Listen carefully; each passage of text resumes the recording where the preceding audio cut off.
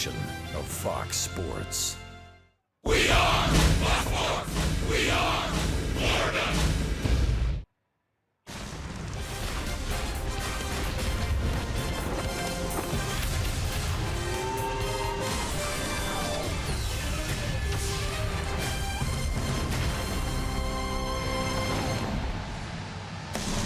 Got some rain in the forecast on this Saturday afternoon, but the Marlins and Diamondbacks are dry inside Marlins Park and ready to go for Game 3. What a afternoon we've got planned here. It is Bark at the Park. All kinds of pets finding homes today. Giancarlo Stanton bobblehead nights. Yeah, Big Jeezy and his all-star pose from last year. Hi, everybody. Rich Waltz along with Todd Hollinsworth. Marlins winners last night, and it seems like just over a week and a half, the ball club is winning and playing much better baseball. Well, I really do believe, and sometimes it's the pitching that sets up the hitting. Right now, we're watching this hitting, this offense, these home runs, setting up the pitching. We've been seeing lots of them, 3 of them last night, and a 7-5 win, I really think explains what we're seeing with this turnaround. A 3-homer night for the Marlins last night. Let's go through it, because this is all of a sudden a kind of staple of Miami's offense. Well, it really has been all season long. We've been talking about it in different ways, but we're really starting to see it now as everybody's starting to contribute. Last night, Yelich, big home run in the first inning, 2-run home run. Justin Moore's going to follow that up with his own 2-run home run. And I'll tell you what, this was as impressive a home run as I have seen all year. 420 feet off a left-hander, low and away to left center field. And then Giancarlo Stanton showing you that excuse me power that I talk about all the time. Yeah, that's right. I didn't get all of it, but guess what? It's still a home run. Marlins jumped out early, and then importantly, after they lost the lead and the game was tied, they held, and the bullpen was terrific last night. So let's go to the starters for tonight's ball game, and the Fish hope that Edinson Volquez can follow up his last start. Well, Edison's been throwing the ball pretty well, picked up his first win last time out. Now, he's been going 6 innings, but again, it's always about the walks and that fastball command. Can he avoid that big inning? And when he does, you see results like that. Diamondbacks have been scrambling to fill their rotation with some injuries and other issues. Randall Delgado had pitched well in the bullpen, and in 2 starts, he's been great in the rotation. Well, it's almost as if he continues to earn himself opportunity. Got a spot start 2 ago, was really good, earned himself another one. Pitched even better. Well, here you go. Randall Delgado's going to go again tonight for the Diamondbacks, throwing the ball very well. 186 ERA over those 2 starts. So the stage is set, and I told you the bullpen was really good last night. Yeah, that's A.J. Ramos. You're going to want to stick around and see his off-season workout routine. It's the Ramos workout plan. Everybody, get ready.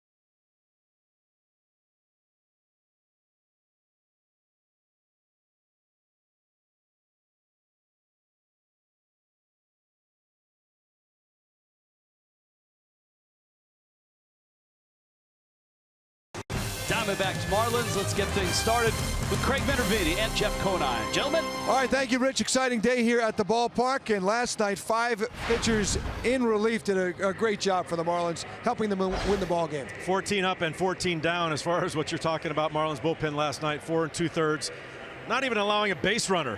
That's how this bullpen was constructed. In the back end, A.J. Ramos did a fantastic job. He's only had 6 opportunities to save games. He's 6 for 6. And A.J. Ramos with an interesting workout routine as well. Here's more from Jessica Blaylock on A.J.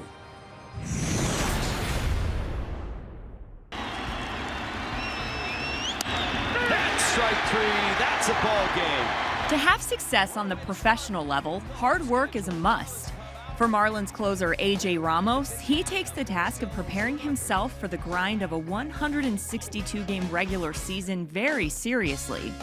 This past offseason, A.J. had the chance to appear in a commercial for Major League Baseball, which highlighted certain aspects of his workouts. Not only did it show people how grueling a big league workout can be, but the commercial brought about an unintended result as well. It caught the attention of former Marlins catcher Jeff Mathis and his new team, the Arizona Diamondbacks, who had a surprise in store for Ramos. He went to the extra step and got me a membership to LA Fitness because he said you shouldn't be working out in a garage. You know, you need the proper weight room. And then he said, you know, since you're not wearing a shirt, I went ahead and got you some gear, and it's all stuff that's like, I think it was like for a little girl.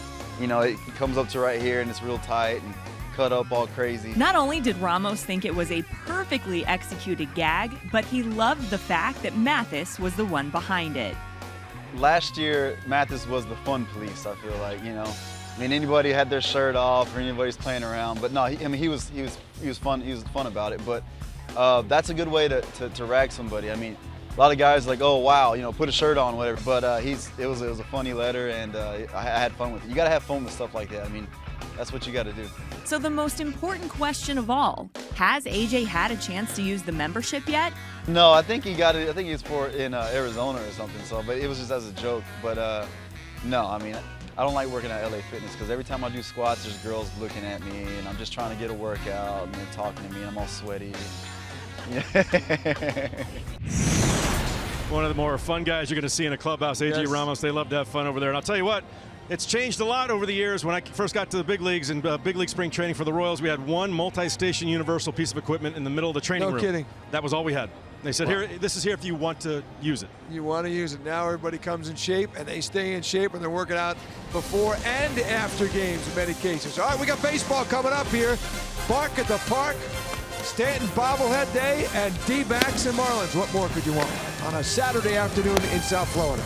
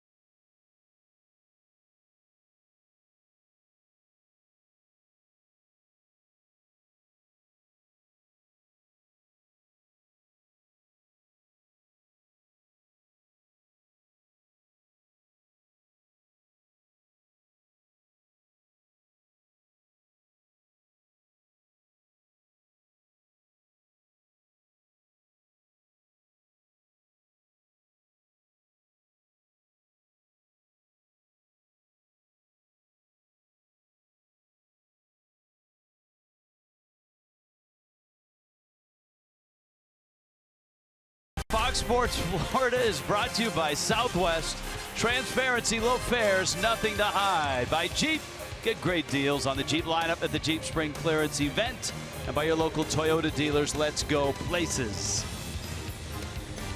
It is one of our favorite days. Bark at the park.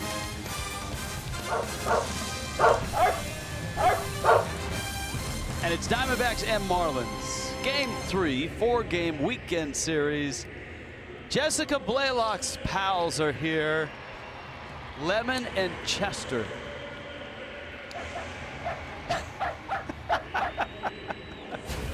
How cool is that? All right, here come the Diamondbacks, brought to you by Southwest Airlines. Ray Fuentes in the leadoff spot. David Peralta's in right. Paul Goldschmidt's had a good series. He's at first. Jake Lamb, the lefty swinger, at third. Chris Herrmann gets a start in left. Brandon Drury's at second. Slick fielding Nick Ahmed, who had 3 hits in game 1, is back at short. Jeff Mathis in the 8th spot. Randall Delgado hits 9th. And here's a look at Edinson Volquez.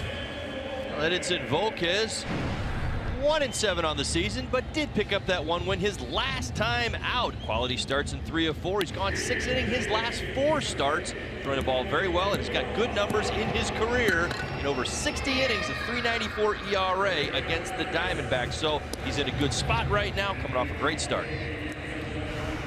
Miami defensively tonight, no real surprises out there. Let's take a look at that Marlins defense. OZUNA, Yelich, and Stanton. We've seen it many times. Dietrich, Riddle, D. Gordon, Justin Bour, JT Realmuto, and Edinson Volquez on the mound for your Marlins. This has been a fun series so far. 2 real good ball games. Of course, it started Thursday night. Miami had a 2-1 lead. They had Zach Greinke beaten, and the Diamondbacks came up with 2 runs in that 8th inning against Miami's pen to win it 3-2. Last night, Miami jumped out to a 4-0 lead after a 5-5 tie, a couple late runs, and a Miami win. And Volquez splits the plate and hits the knees, and this game is underway. Ray Fuentes, David Peralta, and Paul Goldschmidt for the Snakes. Curveball gets a little loose and it's out. The Snakes have been trading first place with the Dodgers and the Rockies the last few days. Arizona and Colorado are tied for second, a half game behind the Dodgers. Hold to first, that's a fair ball. Bour has it, falling away. Volquez is there. Oh! Volquez down. Let's hope he's okay. And looks like he is. Looks like he is. Everybody arrived at the same time. Indicators are everybody's going to be okay on this one. Fuentes down the line. Bour, nice job cutting it off. You see right there, everybody shows up at the same time. That happens every now and again. There's not a whole lot you can do about it. Edinson Volquez doing his job to get to the bag and wants to get across Fuentes' path, so that doesn't happen. Fuentes hustling all the way. Thankfully, nobody gets hurt. The one worry, that right ankle, when he came down, you could see it wobble. Watch on this shot. Volquez right foot, not there, but right there. Yep, to the inside. And so if that's an ankle, it's his push-off foot. That could be problematic. No trainers out there yet. Volquez still walking around, and now Mike Kozak's coming out, and I think that right ankle is going to be an issue. And now that he's walking around, this is not good. That certainly can be one of those injuries. Doesn't hit you right away. You kind of get up and test it out, and as you do, usually with ankles, you start to feel it with each passing moment.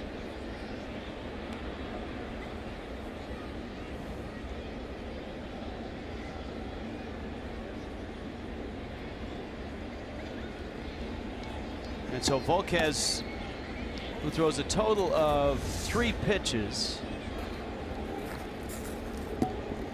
Watch as he comes back down. It's going to be the instep right there. Right ankle inside, not outside, inside. Kind of pushes it hard right there. And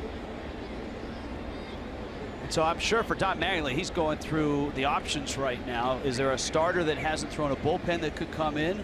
Is there a long man that can give him some innings?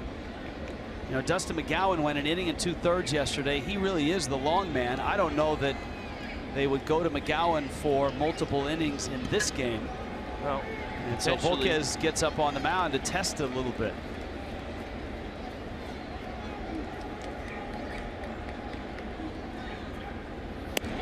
Vance Worley is scheduled to throw tomorrow, and you can always move him. I mean, look, that's not easy. He's probably thrown a pen yesterday in preparation for tomorrow's start. Volquez is going to give it a go. Well, it may be one of those things, and hopefully this is the case.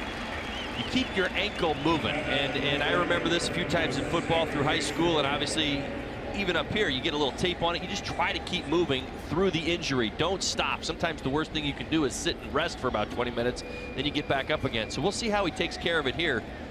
Certainly will be a good indicator to get through this inning. David Peralta now, left-handed bat with some pop. Volquez misses out, and it's 1-0. Peralta 2 for 5, couple singles in the series. They both came in last night's ball game.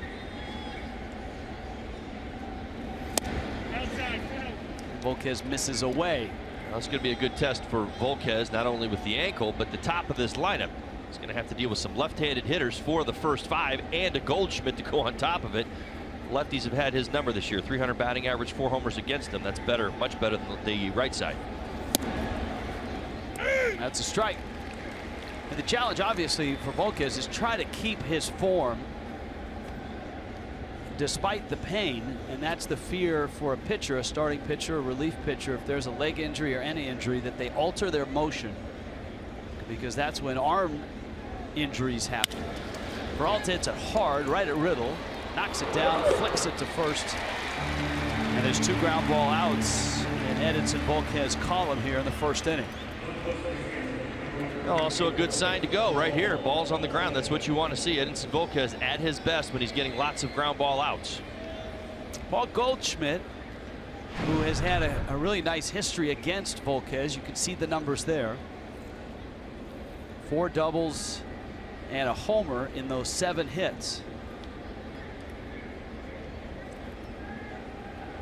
And of course, Goldschmidt, part of that comeback effort. The Diamondbacks were down 4-0 when Goldschmidt came to the plate in the 3rd inning. This was against Jose Urena, and this was a long 2-run homer. He would add an RBI single in the 5th.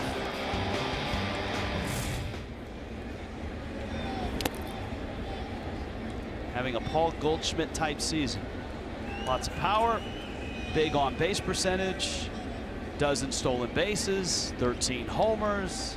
See the slugging percentage. It's what he's done the last 4 years. He's been to 4 straight All-Star games. He is their straw, no doubt about it.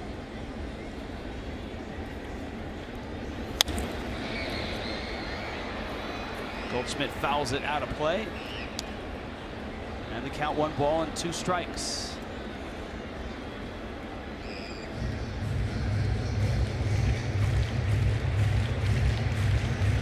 So it's 1-2. Volquez working here, opening this ball game. A 4 o'clock start here in Miami this afternoon. Change up. That's 1-2. And why not feature that changeup? Let's get it out here. Fastball, knuckle, curve, and the changeup. You'll see that from Edinson Volquez. Now that changeup, the one you just saw to Goldschmidt right there, has been his best pitch this year. Throws it about 22% of the time. But for Edinson Volquez, hitters only hitting 170 against the pitch.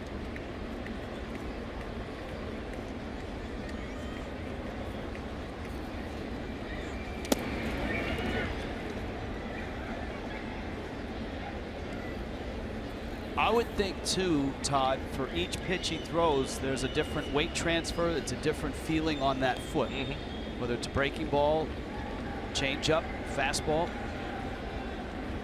He's probably going through what he believes is, what is this ultimately going to feel like as the game goes on? Like, get to the worst moment and then get through it. How about a righty on righty changeup? Goldschmidt doesn't like the call, but Edinson Volquez guts out the first. This ball game's underway and scoreless.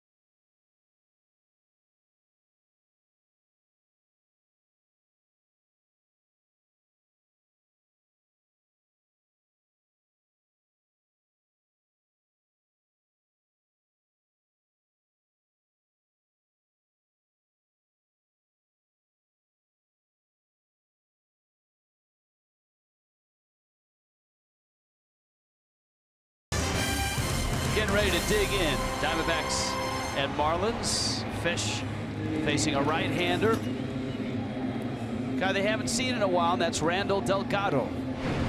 Yep, 6'4", 220 pounds, 27-year-old. Panama getting the opportunity. He's worked his way back into this rotation. A couple injuries have given him an opportunity to be in the rotation now, and has pitched very well as a starter. You see fastball, changeup, slider, and an occasional curveball from him today.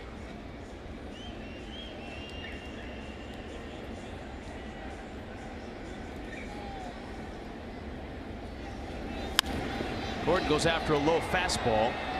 D. Gordon's hit streak was snapped last night,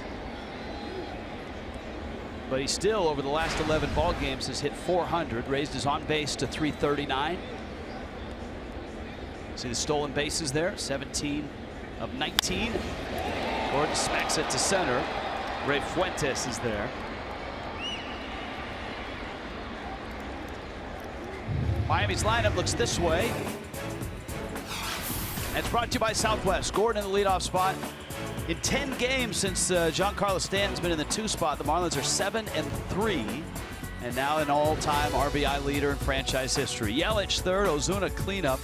BOUR's just smoking hot. JT Realmuto slotted behind him. Derek Dietrich in the 7 spot. JT Riddle hits 8th. Edinson Volquez 9th. And here is Stanton to face Delgado. I don't want to dare go with the transformation we've watched Giancarlo take here. But he has been so fun to watch in the 2-hole. Home plate umpire says that's a swing. No appeal. And that home plate umpire, Bill Miller. Kerwin Danley at first, Todd Titchener at second, Adam Hamari at third. Everybody gets a shot at home plate for this umpiring quartet in this 4-game series.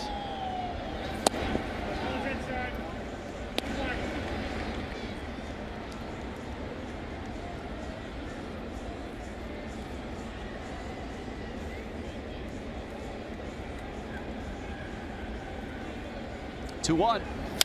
Stan hits a laser into center field for a base hit.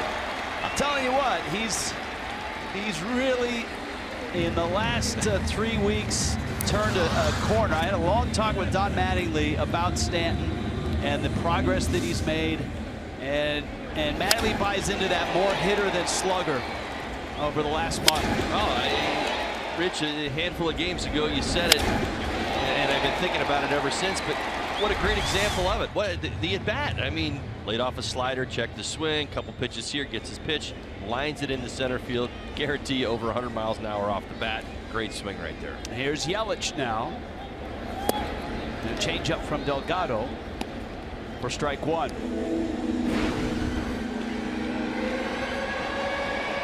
Yelich a homer yesterday, upper deck. You would expect that OPS to rise as the season goes along. That's off the bat! That's off the bat. Not to parrot Bill Miller, but that's what he said. So it's a foul tip and a strike, and it's 0-2. And of course, the guy behind the plate's really good. That's Jeff Mathis. That's off the bat! Second start of the series for the former Marlin. And Yelich in an 0-2 hole. Slowly hit out towards second. Drury flips, relay first in time. And the Diamondbacks get a double play. Into the second we go. Scoreless.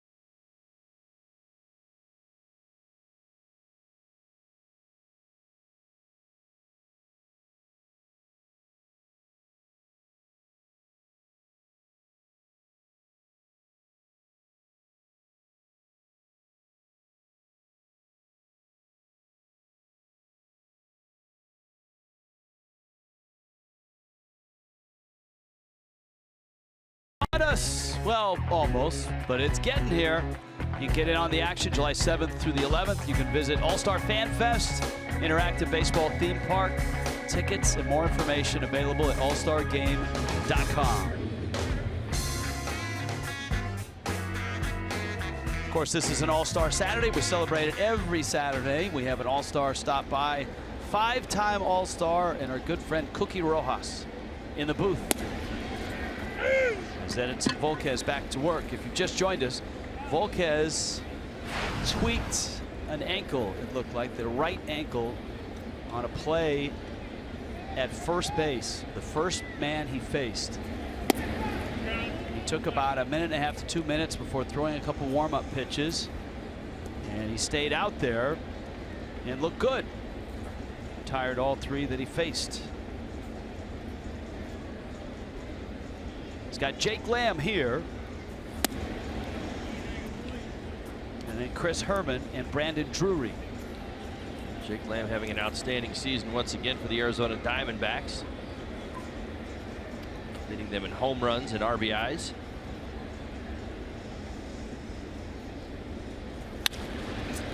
Fly ball left field and deep. Ozuna back, mid-track, makes the catch.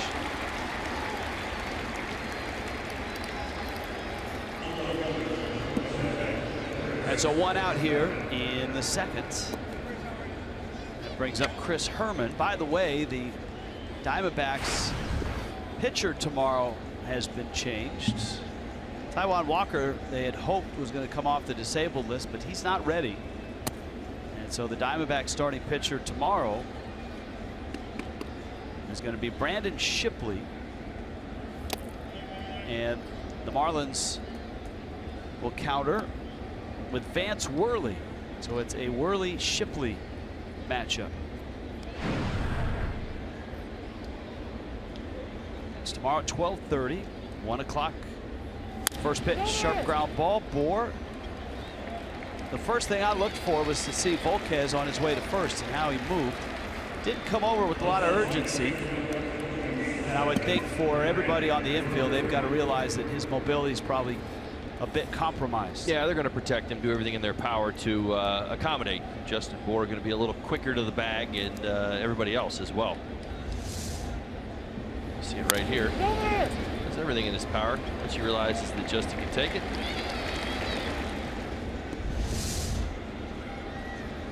And by the way, I wrote it into my scorebook correctly, but I mispronounced the first name.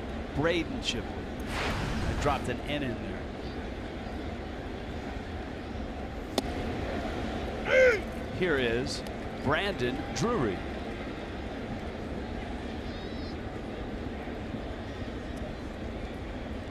Drury having a very nice season for the Diamondbacks.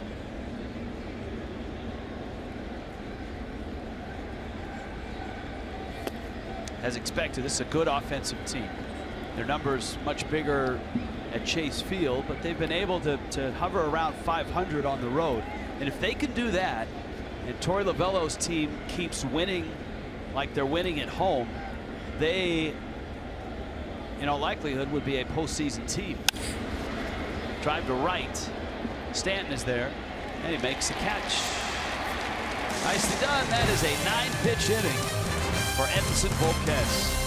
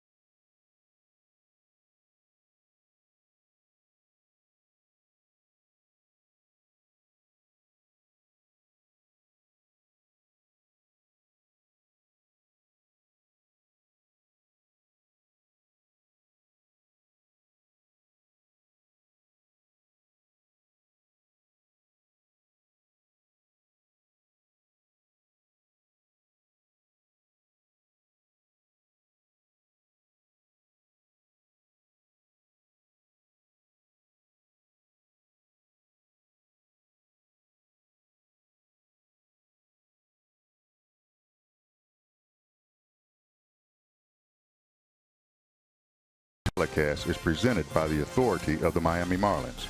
It may not be reproduced or retransmitted in any form, and the accounts and the descriptions of this game may not be disseminated without the express written consent of the Miami Marlins. In Miami this afternoon, 4 o'clock start and a scoreless start. Randall Delgado back to work. Marcell Ozuna, Justin Bour, JT Realmuto. And Ozuna takes a breaking ball outside. Ozuna a couple hits in this series, 14 homers, knocked in 39. The trio of sluggers, Stanton, Ozuna, and Bour, have been going back and forth on home run total, RBI total.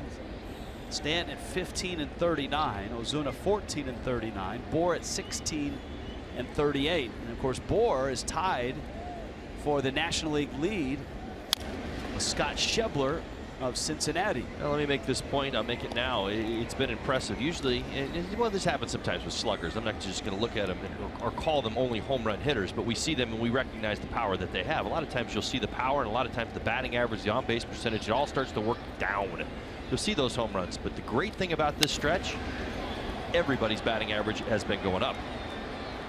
That's in the outfield, and Peralta comes in to make the catch right behind Brandon Drury. So you've seen two out there on defense. Rest of the Diamondbacks D. And here they are. Herrmann gets the start in left field. Fuentes in center. Peralta over and right. You just saw him a second ago. Lamb, Ahmed, Drury, Paul Goldschmidt over at first base. Mathis behind the plate. Delgado on the mound.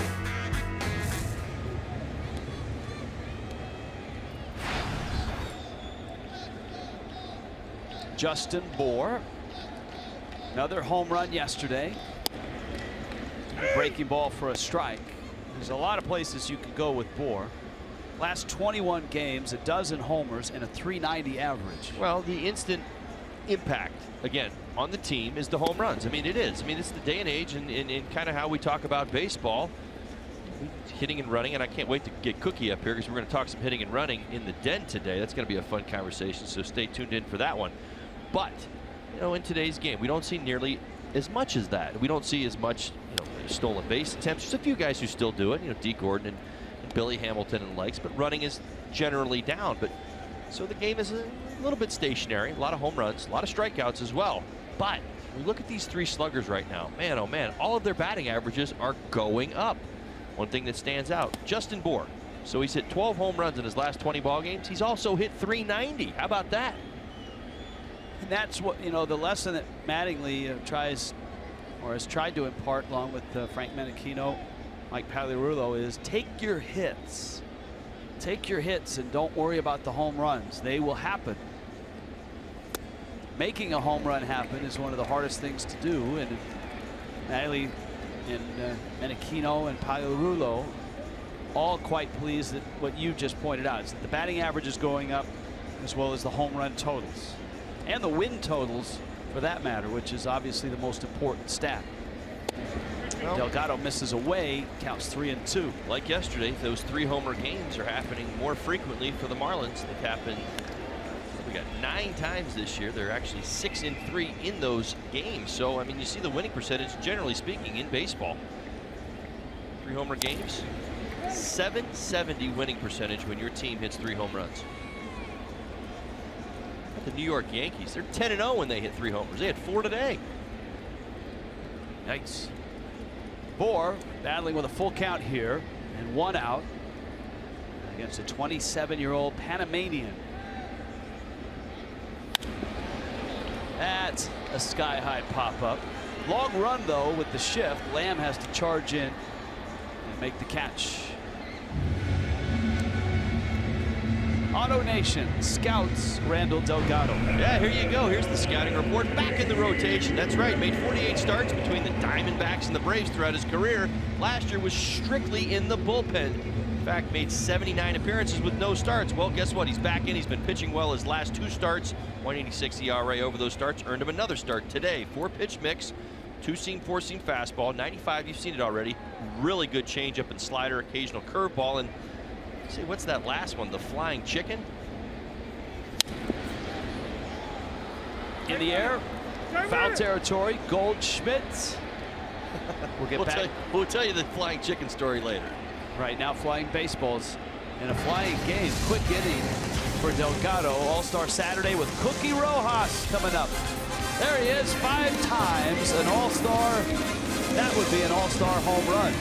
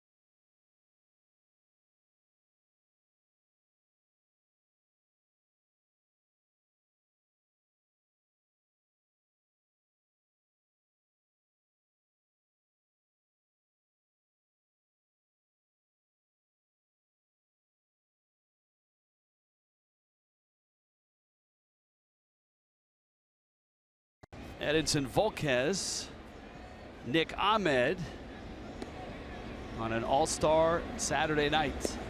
And Volquez with a fastball that misses up. Now throughout the season, obviously the All-Star game is here on Fox on July 11th. And this year, every Saturday, we're joined by an All-Star with Marlon Ties, one of my favorite guys in the game. Cookie, it's great to see you. Good to see you, Richie, and thought the same way. Good to see you again. As well. Cookie Rojas, a 5-time All-Star with the Phillies and the Royals, correct? That is correct, yes. 1 with the Phillies and then 4 with Kansas City. Yes. We just saw the highlight of you hitting a home run. It looked like the Astrodome. Is that right? Well, no, it was Where in was Atlanta. that? In Atlanta. In Atlanta. That's right. But the funny part about that, you know, that I wasn't playing. Carew was playing second base all the way to the 8th inning. And then Earl Weaver, I went over to take a drink of water. And he says, Cookie, you mind if I don't use you? I said, no, come on, anybody wants to participate in an All-Star. So he said, and by the way, Carew has a pulled muscle in the rib. So he went over to ask him, and he says, yeah, that's true. So he come back and says, if Carlton Fick gets a base hit, you're going to pinch hit for Rod Carew. Well, you never heard the biggest boo you ever saw in your life, because how could you be pinch hitting for Rod Carew, 7-time bat entitled, you know. And then it happened, Stoneman threw me a slider in the outside corner, and I hit the home run to put the American League ahead 3-2.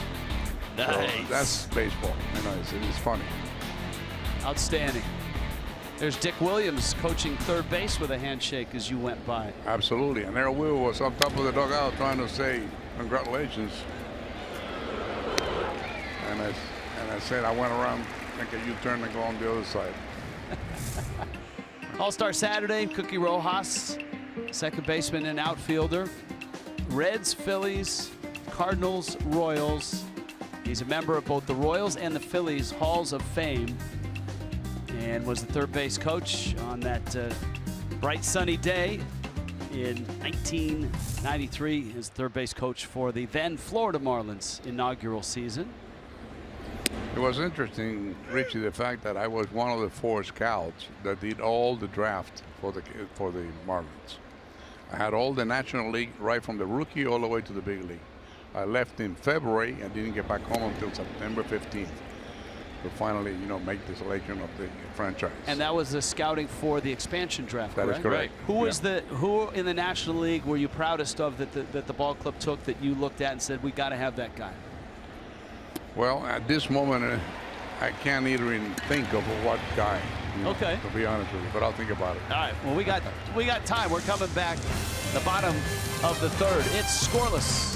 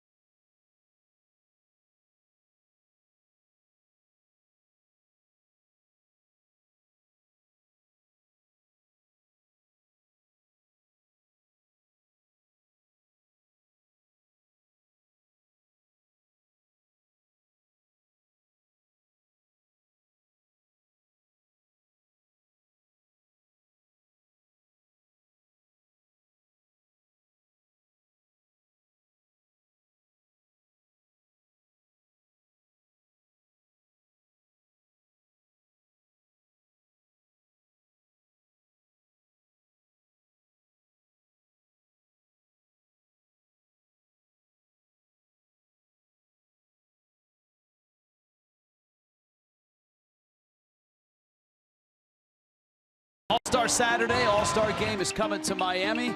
There he is, Cookie Rojas. He and Freddie Patek up the middle for those Kansas City Royals.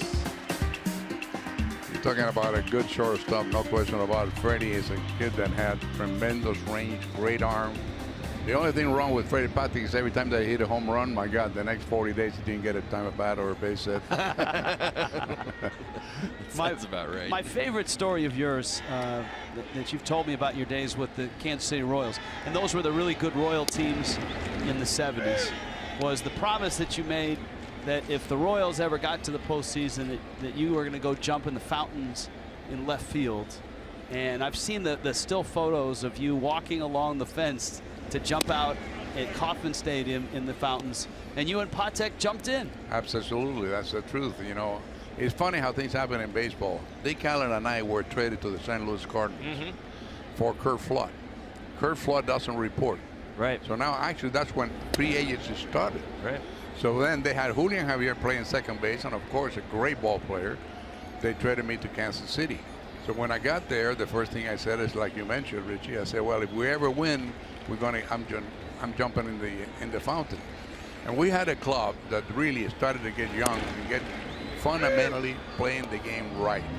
We root for each other. We bunted the ball. We moved runners over. We know that's the way to play the game of baseball. Every year from 1970 until 76, it was the first year that we won the division. That ball club was getting better, better, and better. And then you have a George Brett, about Mark Ray, and Amos Flores, all those kind of guys that really put everything into it, and that made us a good winning ball club. Well, Cookie, let me ask you this. I mean, you see the game today, and again, even my generation to what I've seen in the last 10 years from the last time I played, the game has changed an awful lot. You see a lot more home run hitters. We see a ton of velocity, a lot more strikeouts as well. When you see this type of baseball, do you say, okay, well, it's just the younger players reinterpreting the game, or do you believe this change that we've seen is maybe here to stay? Well, I think he's here to stay for one reason only, Todd. You know, we are cut down the minor leagues to A-ball, AA, and AAA. Whether before, those clubs that we play for had 14 and 15 clubs in the minor leagues. So you could develop those guys, put them together, like the Dodgers used to get you with the Dodgers exactly being the rookie of the year and everything in '91. And you can see that the guys that came from the minor league, they came up together. Right. So by the time they got to the big leagues, that ball club was unbelievable because they knew how to play the game of baseball. I think the teaching was done in the minor leagues, and then you win in the big leagues like you guys did. Right. Well, it's always interesting because, you know, and you were great at this, and hopefully we'll get you over to the den here in a little bit and get to talk about this, like hitting and running and the stolen base. I don't want to dare call it a lost art because I don't think it is. It's just you don't see it nearly as much as in your generation. Even to my generation, I think we were phasing it out a little bit more from your generation. And then I look at, you know, the next generation, it's almost non-existent a lot of times. That's very true. And another thing that is non-existent right now also is the pitchers, the star pitchers that we were facing in those years. The Bob Gibson, the Sandy Koufax, the Drysdale, and all those type of pitchers. So what did you do? Well, Gene Mock, me and the manager of the Phillies, for example, said we got to score a run in the first inning. Right. So if you got on, we bunted the ball to get a guy over just to get the one run. Right. So because the home run was not existent. 300 hitters in that era, we only had 3 or 4. Home run hitters was the Willie Mays, you know, the Mickey Mantles, those guys. There's a different story. But home run come a big part of the game because actually the fans want action. Right. They want run score. And that's what's bringing right now these kids today to try to hit the ball off ballpark. And some of them have been built around the ball club, like the Yankees at one time, the line, right field, left-handed hitters. Accordingly, they did it to improve the ball club for their benefit, of course, of how many games you play in each as a home team. Right.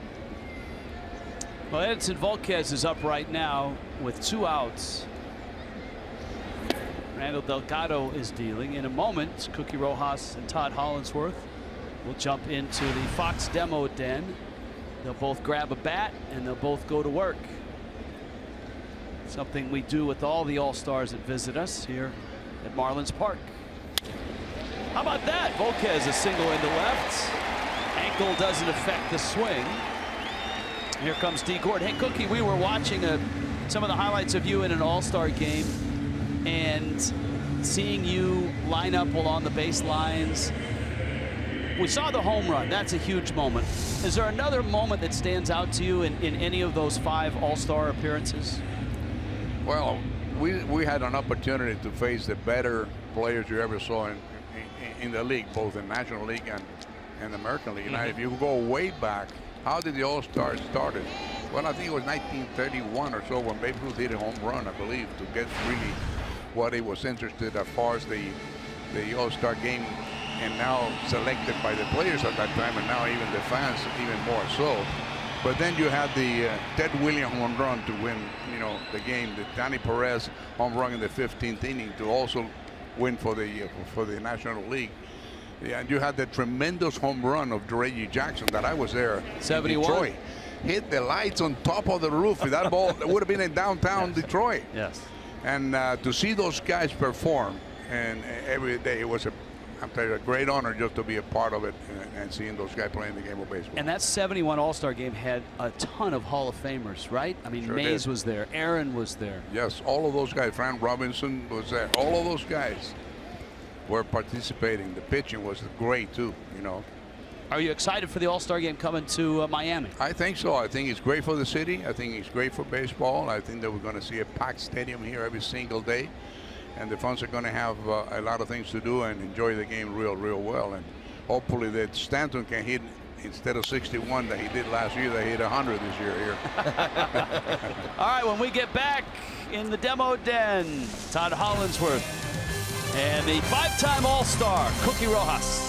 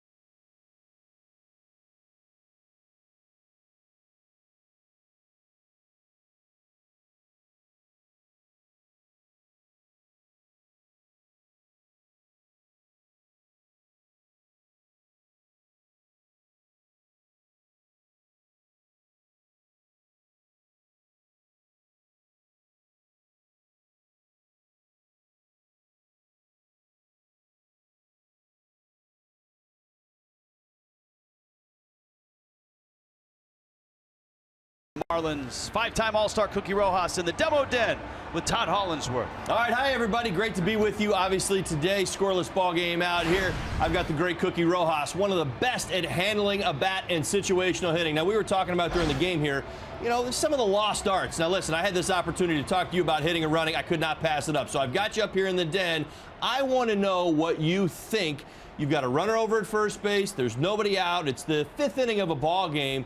And you get the hit and run sign. What are some of the things that go through your mind? And I'm going to go ahead and put a pitch like, say, out here in front of home plate. Just kind of talk us through the art of hitting and running. Well, the first thing of all is that the hit and run is done to do what? Move a run into a scoring position. Right. So actually, the first baseman is going to be holding the runner. That's an advantage for you as a hitter. The second baseman is going to play a little closer to the back. Right. So they can cover and turn the double play. So my point doing it and hitting the ball over to the right side is trying to get my arms in front before the head of the bat.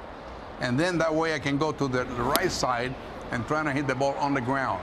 Now, the purpose of the hit and run, in my opinion, is don't try to go to right field all the time. Just hit the ball where it's pitched. Right. As long as you get the ground ball, you are moving that run into a scoring position, and that's exactly what you want to do. Right. So you don't always have to think. Now, I think a lot of times younger kids will think, go to the right side, and you see that great play right there by D. Gordon. Fantastic job. See Edinson Volquez giving him some love right there. Well done. Now, in those situations right there, as you just said, which I think it's really interesting to know, I think right-handed hitter, he's got to hit the hole to the right side. You said, no, that's not the case. So, obviously, getting the ball on the ground is priority number 1, and then hitting it where it's pitched is priority number 2. Absolutely. If the ball is, let's say, above the belt, right, that's the ball that you want to use the ball to hit the ball right field, because it's easier to hit that ball over here with the bat, the head of the bat towards the outfield. Now, if the pitch is down and in, then you don't want to try to hit the ball this way to the right field. It would be very hard difficult to do. Right. So you just want to hit the ball down on the ground so that runner can advance to a scoring position. Now, if you get the base hit and go through, then you got man on first and third. Well, that's the double win. You got to get the ball on the ground, easily the most important thing. Obviously, first and foremost. Then if you get the runner over to third base and you're safe, you get the double reward. Now, let me ask you about this, Cookie, as well. And I think it's a little bit different today than what we traditionally see in two-strike approach. I know back in your generation and my generation, we kind of started to get away from it. The two-strike approach, which is something that you guys used to practice. I'm not sure it's practiced nearly as much today. And another great play right there by Edinson Volquez. You see that defensively. Let's talk about the two-strike approach real quick, if you can. What did you do different from your regular swing when you had 2 strikes? Well, my point in that particular spot was make sure that you go ahead and make contact. Pull the ball in play. Try to cover home plate. There's a lot of times that we start stepping away when we're handling the count, so you're trying to pull the ball. But if now I get 2 strike, I try to choke up a little bit. On it, and trying to make contact, no matter where the ball is hit at. Make no difference whatsoever. Right. The thing is that I don't want is the umpire to call me out without swinging the bat on the count that it's 3-2. How many times you see a hitter being they'll just walk off out. They'll take it, right? Exactly. So you're looking to put the ball in play, maybe widen your strike zone, but choke up a little bit. Exactly. Great stuff, Cookie. We thank you so much for joining us here in the den today. Very, very grateful. Thank you.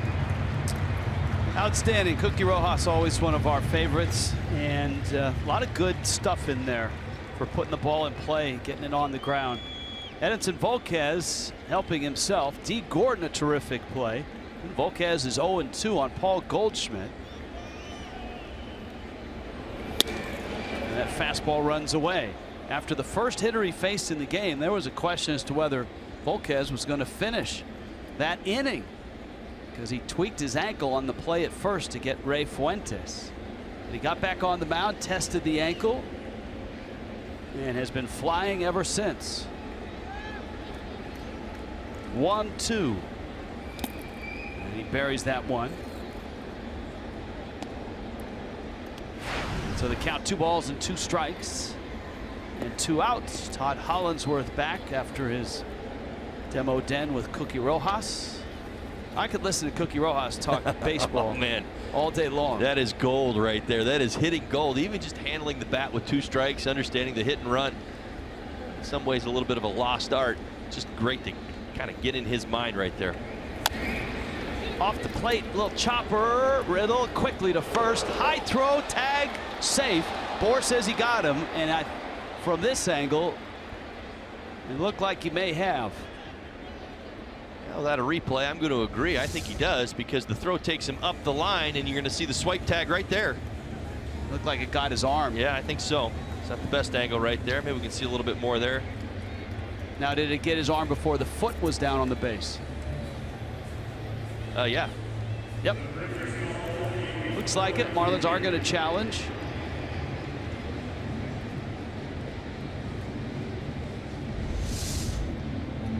And so Don Mattingly will use a challenge here in the top of the fourth.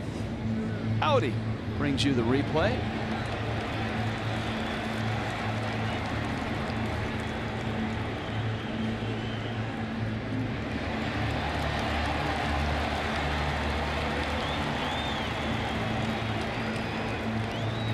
The Marlins themselves are walking off the field. They've seen the replay a couple times up on the board.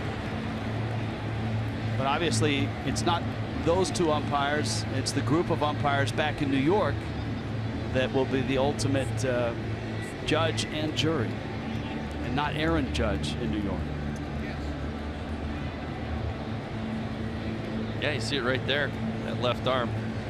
I even think Paul Goldschmidt's body language tells you, yep, there you go, out call. He is out. Marlins a successful challenge, and Edinson Volquez has retired all 12 that he has faced.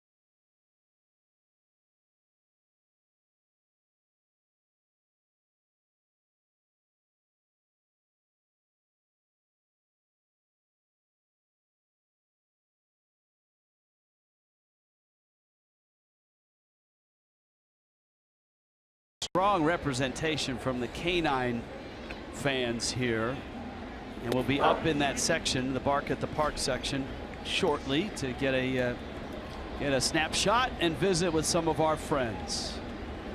Meanwhile, scoreless ball game, bottom four. Giancarlo Stanton against Randall Delgado.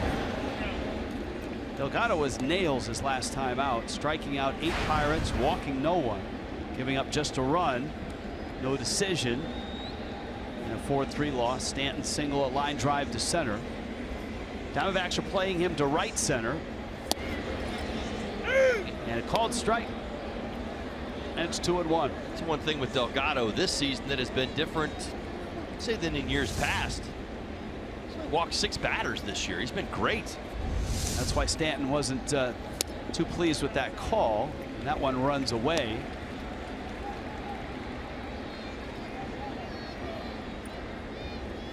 Counts 3-1.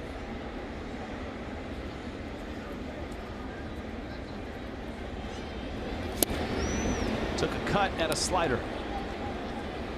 That was a cut and a lead right there. Every now and again you see Giancarlo just kind of let it go right there.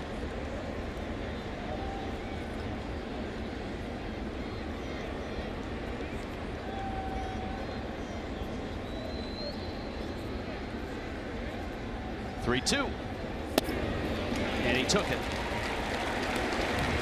More and more now, he's starting to take that pitch and not chase it.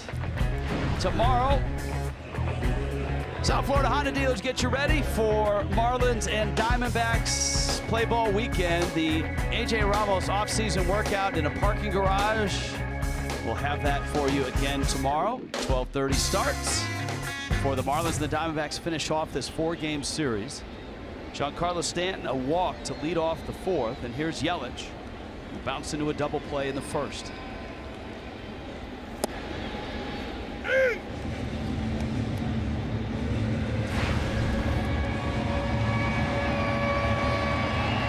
Yelich homered last night, a blast to the upper reaches in right field. Stanton away from first.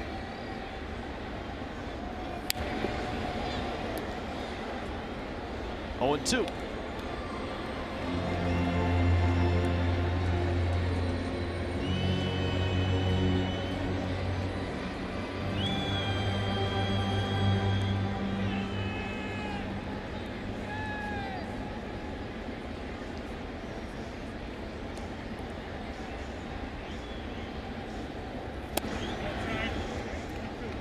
There's that changeup from Delgado.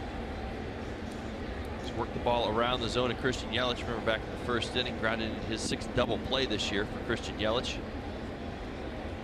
There's an opportunity to get Giancarlo Stanton going here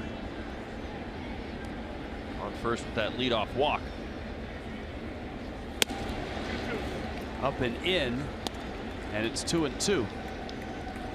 Delgado's not easy to steal against. His career caught stealing is 36. League average in that time period is at 27. Well, Rich, I've got hitting and running on the mind.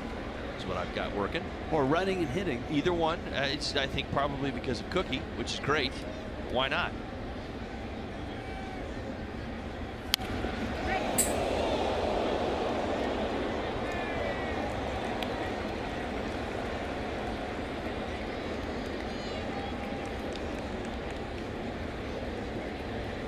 Two balls, 2 strikes.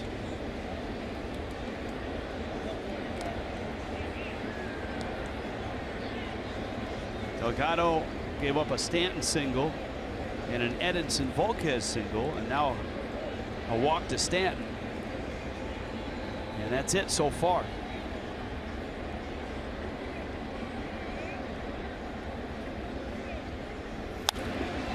Yelich pops that one up. Over for it is Lamb, and he's got the room and he's got the ball. A flurry of pop-ups as well. That's the 3rd pop-up Delgado's been able to get. Toyota brings you an inside look. Current homestand. What a complete opposite from the last homestand, which was tied for the worst 9-game homestand in Marlins history. They have really turned it. It's a combination of all things. I mean, really, it's just trying to figure out what's leading to what. Personally, for me, I really do believe the offense has just alleviated so much pressure on the pitching. Gone out and got early leads. We've seen the power. We've seen home runs. We've seen creative innings. We've seen some hitting and running and stolen bases as well. But again, all in all, when you hit 300, you're scoring 7 runs a ball game. On the homestand, you're going to win a lot of those ball games.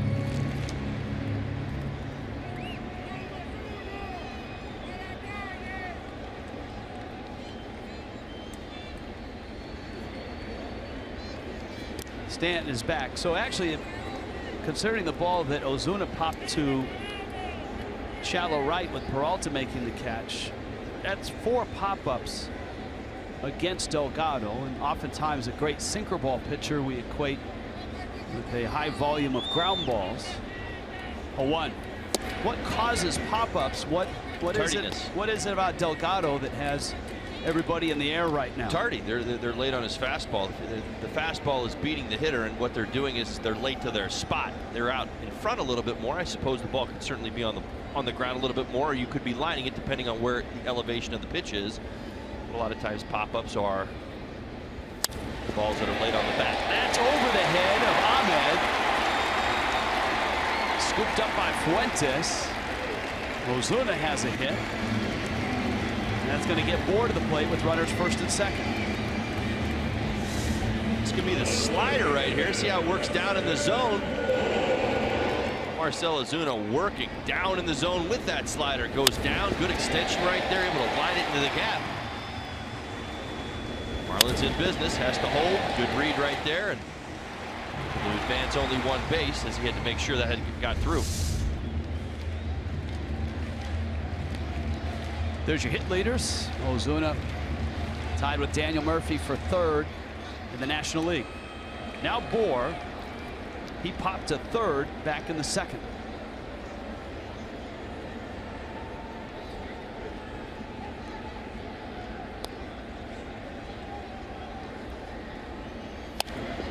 Line drive, base hit in the left, staying around third, coming home. OZUNA digging hard for third, and Justin BOUR gives Miami a 1-0 lead. Not a thing of beauty, but an RBI single. Oh, but it is. Justin BOUR thinks it is. I think it is. Why not? Drives in a run. Gets a changeup. You see it right there. The circle change grip and catches it just off the end of the bat. But again, he was fooled by the lack of velocity, but this is still a swing that'll work. He was early, but his swing was level and to the point of contact, so he's rewarded right there. And again, overshifting. All he has to do is beat the third baseman right there, and he gets it. OZUNA really busted it to third as well. Well, it was a great read because the way that they were shifted, you had the third baseman pulled in, high percentage chance, as Marcell OZUNA thought that ball was going to get over his head, and as soon as he recognized that, man, he just took off, flying around the bases.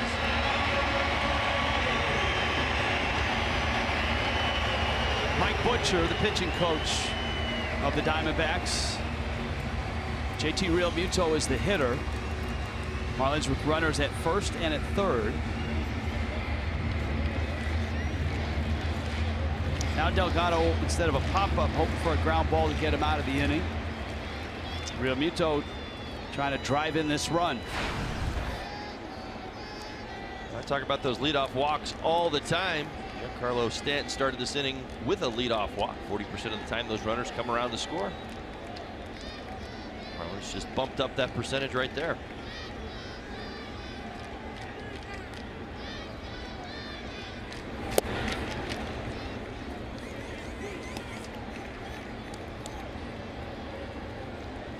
Realmuto 6 of 9, 67%. I've often thought that this stat here should have a disclaimer on it and have a separate stat for this situation. At the corners, less than 2 outs. Because as a hitter, there's got to be a stark difference between a ground ball ends the inning with a double play and a ground ball scores a run. Well, there's situational hitting. If you got runners on first and third, I'll even take it a step farther. With 2 outs, you're thinking you have a broader spectrum. You're thinking of how you'll be attacked or what you're looking to accomplish. You know that a base hit scores a run. In this situation, you're thinking a deep fly ball at least scores the run from third base. So there are things that you're playing in your mind. What am I looking for? What can I elevate? What can I get to the outfield? And of course, stay away from the middle of the field.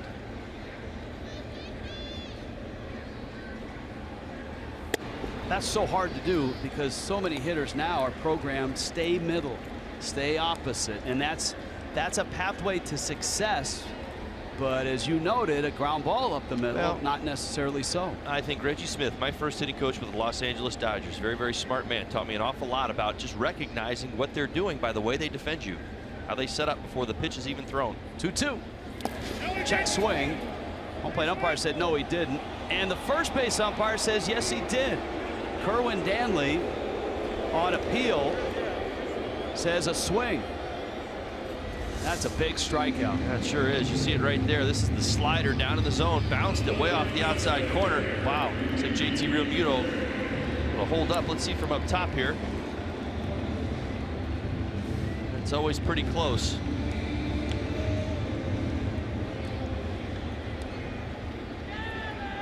Side swing, probably the best look. Dietrich now. Infield playing him to pull. Dietrich swings and misses, and it's 0-1. A big out right there for Delgado.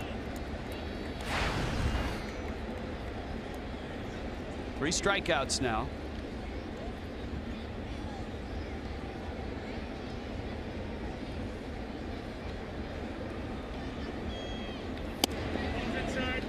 Didn't miss by much. He counts 1 ball and 1 strike.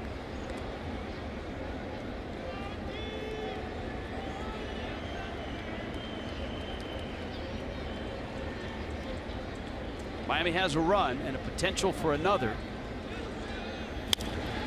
Dietrich flips it out of play. It's one thing we've seen consistently with Dietrich this year, and that is infields really play him to pull. Nick Ahmed about 7 or 8 steps to first base side of second. As long as you don't hit Todd Titchener, the second base umpire, there's a big gap on that left side. Well, you're able to do this in shifting and understanding. As long as you trust your pitcher in the pitch execution with 2 strikes. As a hitter, you have to defend the strike zone. So again, you're very vulnerable to what you're looking to accomplish as a hitter. You're more in a defense mode.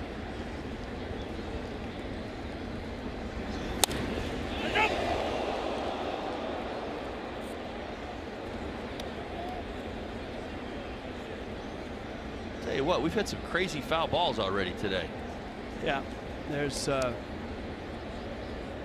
if you come to a ball game and you sit down behind a dugout or down a line, please pay attention. Bring a glove.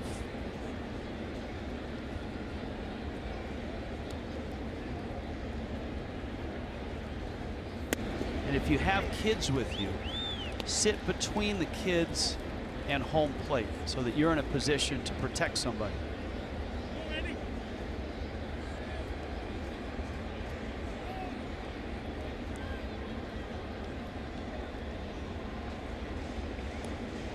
Another 2-2.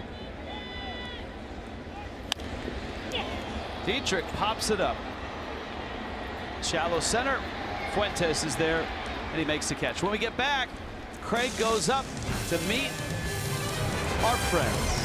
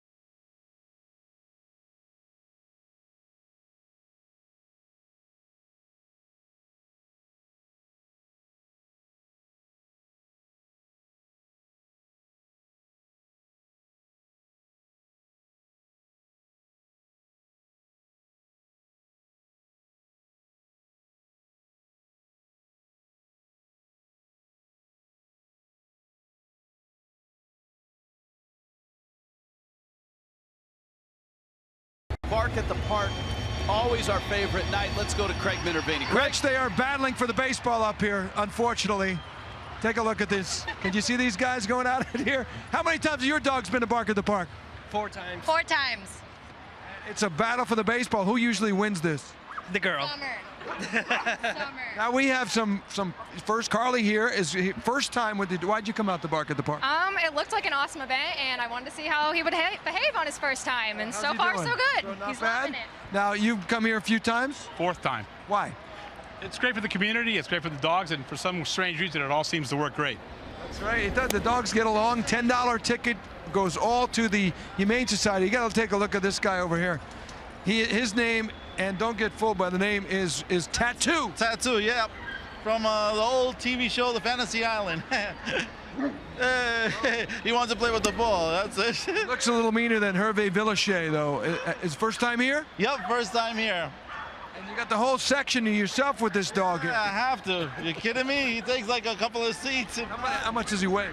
About 150 pounds. All right, so they got all shapes, all sizes, and all guys for a very good cause here. Well behaved for the most part. Good Marlin fans, and there's probably over 500 at least. We'll get the numbers for you later.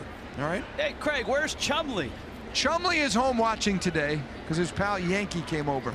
Ah, play date. He's watching the ball game today. Well, there is another Bark at the Park later in the year, so yes, we'll get him out for that because it's really, the dogs are having a great time. And as the gentleman said here, for the most part, it's amazing how they're behaved. Look at some of the seats the dogs are sitting and watching a ball game. It's amazing. Very nice. Tattoo. They playing, Rich. That's right. That's right. Well, that for Edinson Volquez is the first hitter who's reached base. A walk here to open up the fifth. That was Jake Lamb. Chris Herrmann, Brandon Drury. Also coming up, Nick Ahmed scheduled fourth this inning. Volk has a lot of ground ball outs and just 2 strikeouts. 8 ground ball outs. Herrmann, the left-handed hitter, who's popped 5 home runs this year. Very versatile guy, can play the outfield and can catch. Gives his manager Torey Lovello some flexibility with a third catcher. Sure does. He started 11 games behind the plate, 6 games in left field, 1 over at first base, and has even ended up in the ball game in right field. So you talk about that versatility. He's done it this season. 4 spots on the field. Herrmann grew up in Texas, Tomball, Texas, and played at the University of Miami, of course. The Hurricanes in hitting, runs scored, on base percentage back in 2009.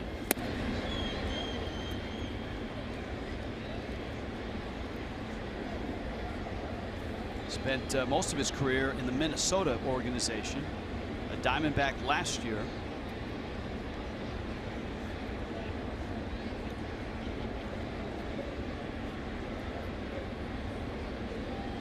Volquez working here. Chases Lamb back. Justin Bour's RBI single, the only run of this ball game.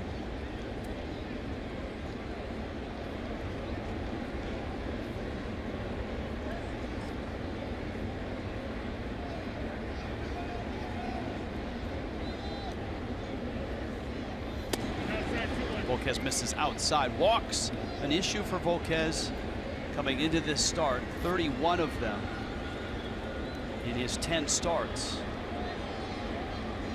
And that's limited his ability to get into the 7th inning. It really has. But he's been better of late. His last 4 starts, he's been much better about that. Once he's come back off the disabled list, it's kind of a little bit of a reset. You see the leaders right there. He's certainly part of them. A lot of times we talk about some of the issues that he had his first 10 starts or so. He's kind of made trouble for himself more times than not. You look at his, hits per innings pitched. He's very good. I mean, he's not, really it's 1 per inning pitched. Over 50, or let me see here. What do we got? 52 innings. I mean, he's been outstanding. So it's the walks that really, push that whip up and also get him in trouble and create some of those big innings that he's had. 2-2. It's wide of first. Saturdays, especially in this window where Fox is televising national games, the start times are all over the map. That's why you see a lot of 4 Eastern starts. And there There are some finals. The Cubs did beat the Cardinals 5-3. Second straight win for the Cubs, who had lost 6 in a row before that. The Yankees shut out Toronto 7-0. As you pointed out, the Bombers did just that. They hit 4 home runs. Down goes Herrmann. Volquez, another strikeout. And the first out of the 5th inning. Beginning June 15th, greatest players in the world descend upon Erin Hills, one of golf's most anticipated events of the year. Dustin Johnson trying to defend his title. The U.S. Open, the 117th playing. The U.S. Open on June 15th on Fox, on FS1, and it streams live on Fox Sports Go.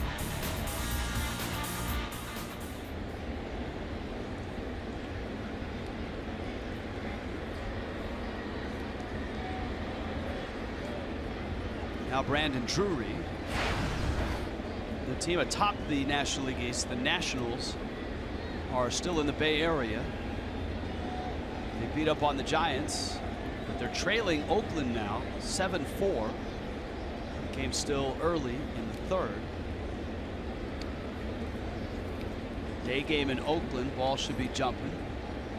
Both those teams can swing from their heels. Oakland already has 2 homers, Jed Lowry and Ryan Healy. Nationals' Adam Lind has a 3-run homer.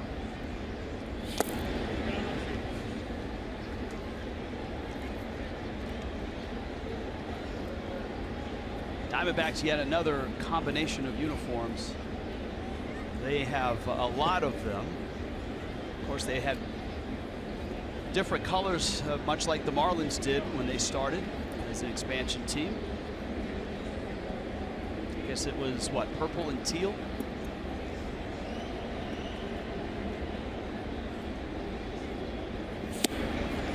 Sedona red became their main color. But now they do drop in the teal like they had on yesterday's look. They have a snake skin feel to much of their uniform.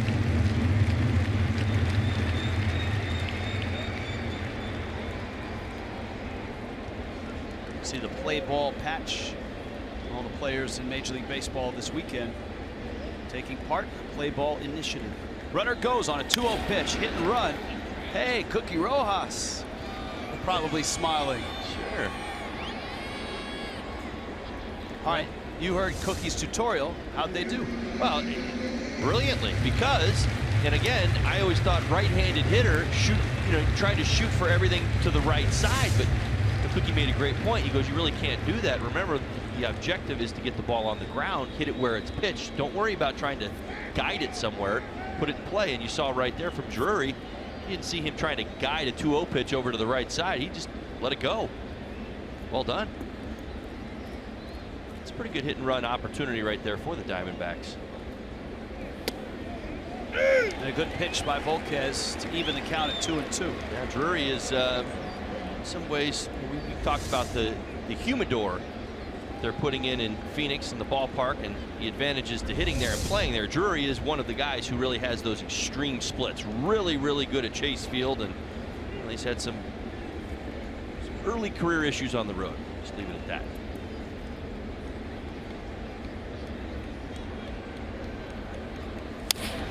Slowly hit up the middle. Riddle to the bag. Got one. Flipped to first. Got 2. JT Riddle and Edinson Volquez.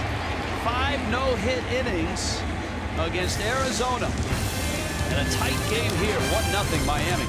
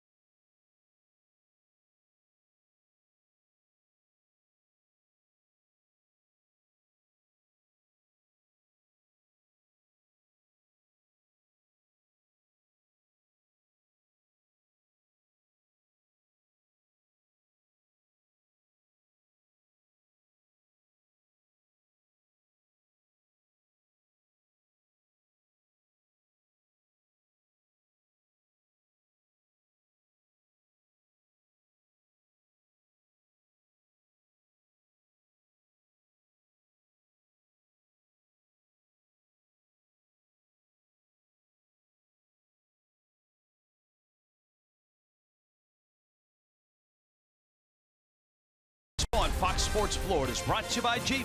Get great deals on the Jeep lineup at the Jeep Spring Clearance event. By Supercuts, save time. Check in online with our mobile app or at supercuts.com. And by your South Florida Chevy dealers. Marlins Park bottom 5 halfway through in a 1-0 ball game. JT Riddle takes a fastball from Randall Delgado outside. Both pitchers have looked sharp. Sure have. Miami has a run on 4 hits against Delgado, making just his 3rd start this season.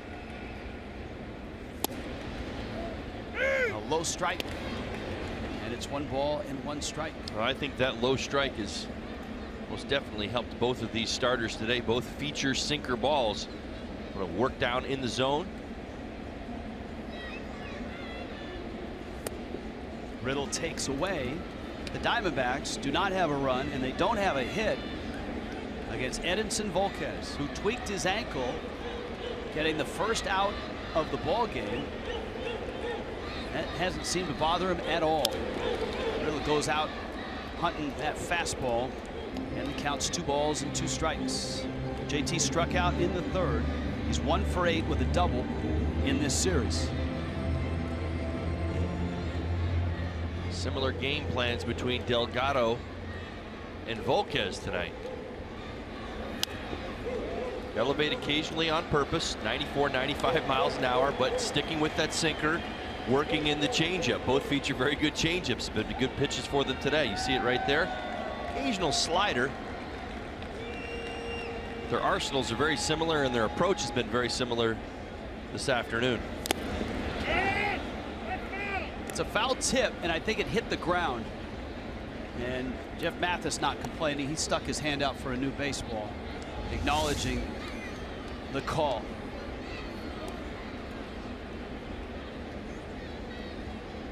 Got a piece, and the ball hit the dirt. So if Mathis catches it cleanly, it's strike 3. 2-2. Get over there. Goldschmidt in foul territory. See right there, back-to-back changeups from Delgado. It's been a very good pitch for him today. A lot of depth on it. So a couple pitches ago, JT Riddle down to his back knee to try to get extension to that point of contact, and even right there out in front.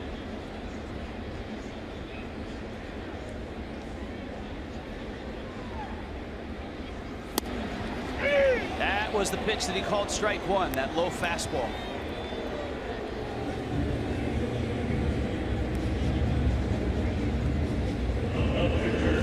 Here's a look. It's a great pitch. Yeah, he might be the top half of the baseball, but it is just barely catching that strike zone right there. Seeing hitters from both sides walking off, some frustrating looks on their faces. Volquez, who has a hit, is going to have another one here. It could be an error on Jake Lamb, but Volquez ends up at first base again. Lamb trying to short hop Pickett, and he came up empty. Yeah, you see it right there. It's a do or die play. He's got to come up with it clean. Unable to right there. It's off the top of his glove. Bad swing by Edinson Volquez. Aggressive get in there. On base twice today. Seems Delgado's had a harder time getting the ball down to Volquez than just about any other Marlin hitter today. Both those fastballs were up. Gordon pops it out into shallow left. Out goes Ahmed. In comes Herrmann. Ahmed can't get it. It falls for a hit. Remember, it was Volquez running at first, and he gets to second. And a bloop single by Gordon sets up a Stanton at bat here in the bottom of the 5th. Ahmed doing everything he can to try to get that. Falls into no man's land. I think Gordon will certainly take it. Volquez, easy read. Get about halfway, kind of start making your way over there. Read it. Realize it hits the ground and get on over to second base.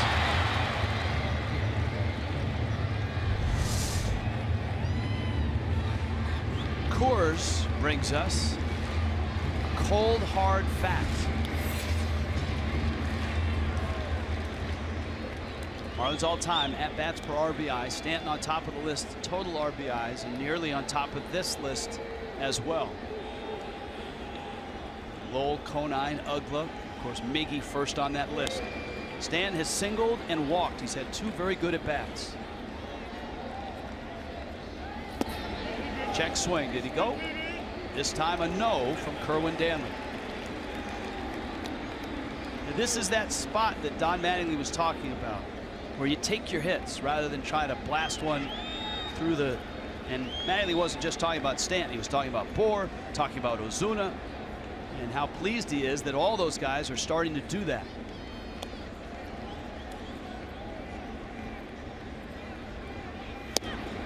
Quality at bats. You're not watching hitters that are chasing or in a hot spot. They're just hitting whatever they see, and it's, you know, they're finding the barrel an awful lot. These are good at bats. They're disciplined. They're laying off tough pitches. They're working back from 2 strikes. A lot of good things going on. I think that's what's representative when I say the batting averages are going up, not just the homers. Stan, a ground ball to short, and a turn by Drury is in time. And Randall Delgado pitches out of it to the 6th. 1-0 Miami.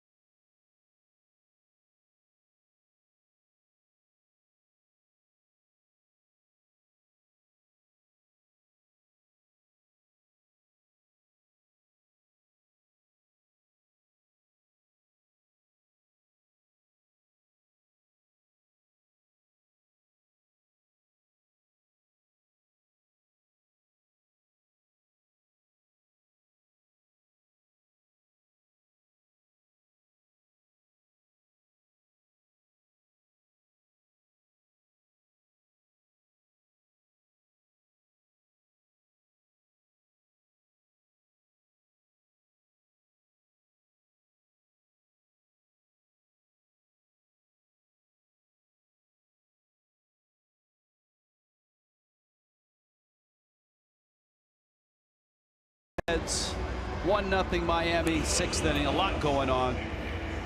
Fox Sports Floor is excited to welcome Erica Delaford and her daughter Kayla today on behalf of Eldorado Furniture's 50 Years, 50 Families Initiative. And to celebrate their 50-year anniversary, Eldorado identified 50 well-deserving families throughout South Florida and helped furnish their homes. And Erica's daughter Kaya is a member of the After School All-Stars program. They were selected to receive bedroom sets for each, the living room furniture and a dining room set courtesy of Eldorado. And on behalf of all of us at Fox Sports Florida, special thank you to Eldorado Furniture on their commitment to making a difference throughout this community.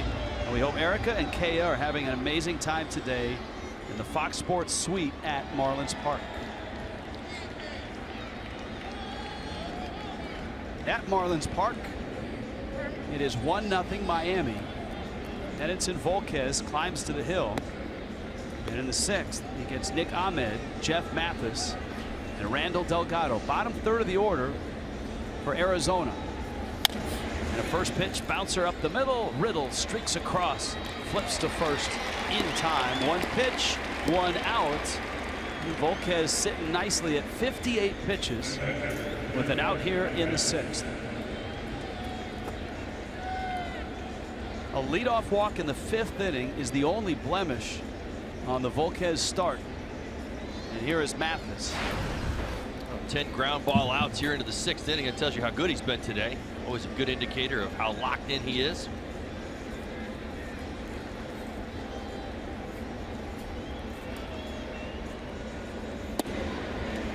Mathis takes fastball for a strike. Couple home runs, 5 doubles and a triple for Mathis.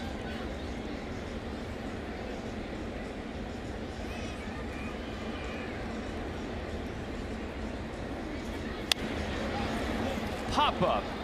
BOUR makes the catch. And Volquez has 2 outs. And here comes Randall Delgado.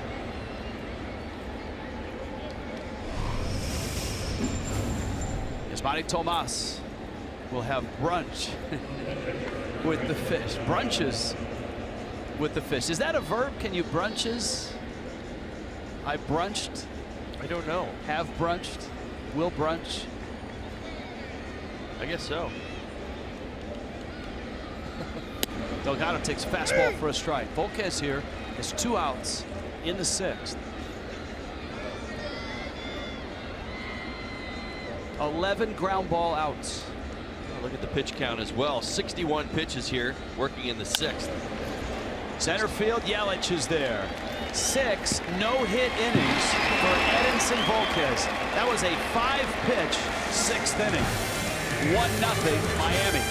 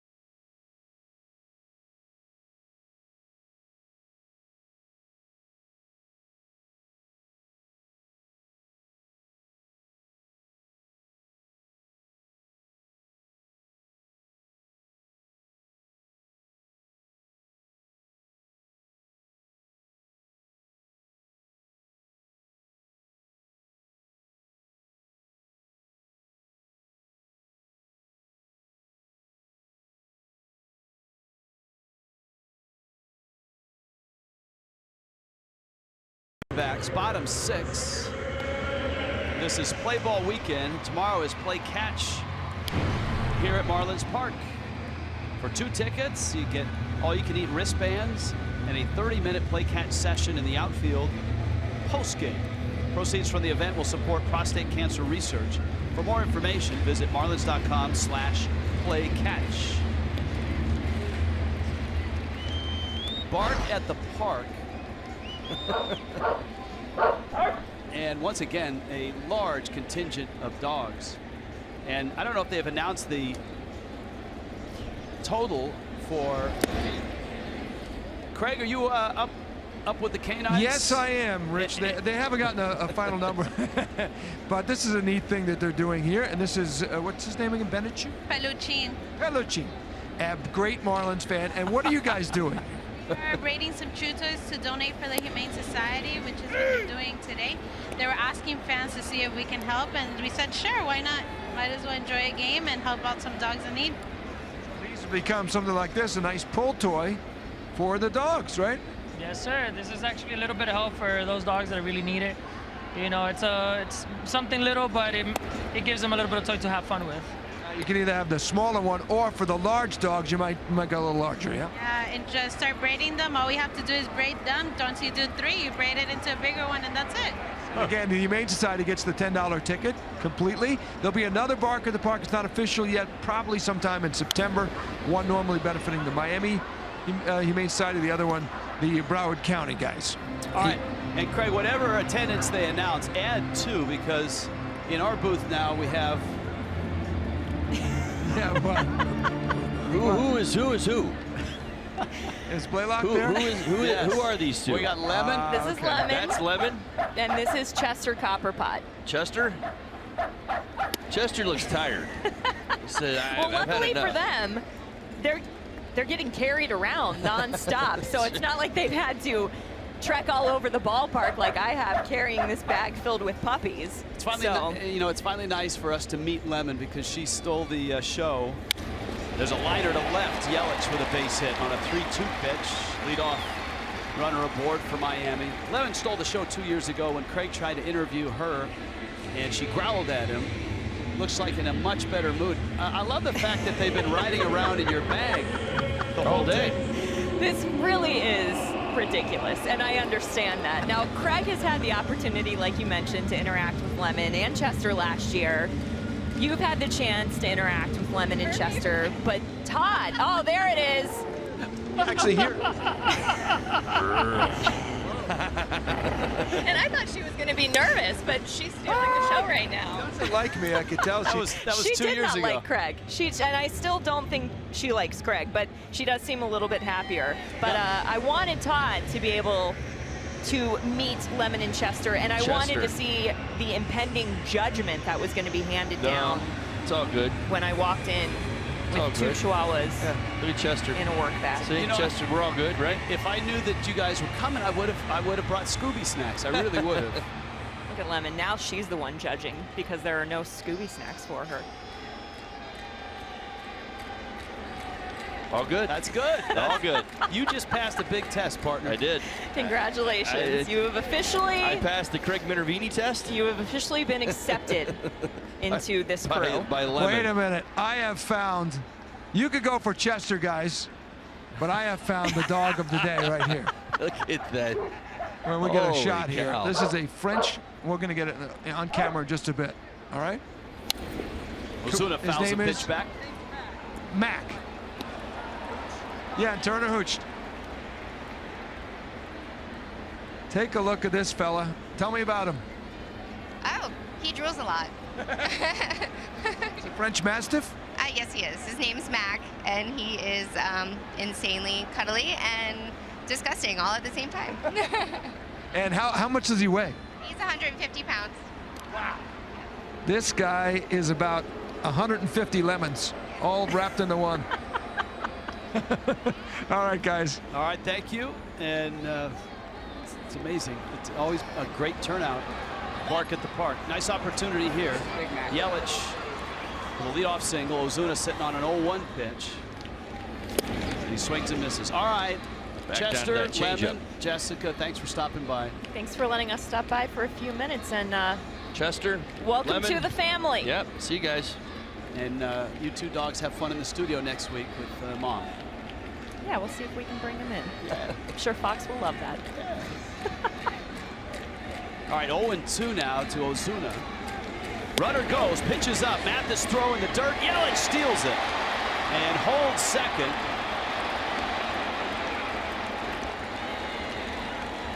The count 1-2 to Marcell Ozuna. Big stolen base for Christian Yelich. Gets a good jump. Good pitch for Mathis to throw on right there. But you see right there as he short hops it, catches the back of Yellie's foot, his left foot right there, kind of redirects it into the outfield.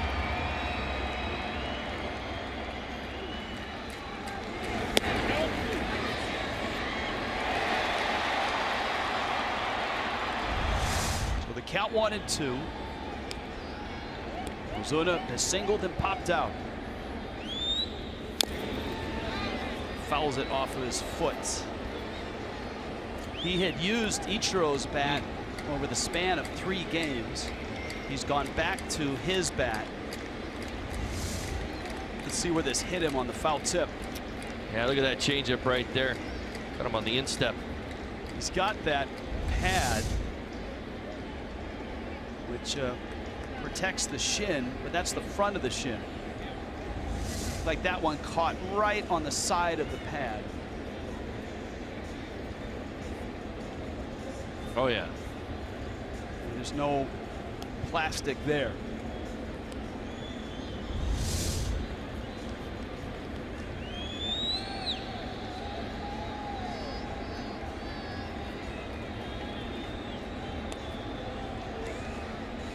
One, two.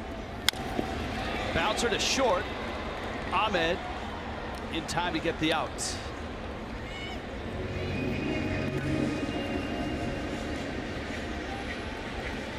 Diamondbacks bullpen. TJ McFarland, the lefty, is up. And with BOUR coming up, Torey Lovullo is going to go down and get him. Boy, Randall Delgado has pitched well here. Miami has just a run. But the Snakes want that lefty-lefty matchup. The return to the rotation has been a good one in his 3 starts for Delgado. 1-0 Miami. Back after this.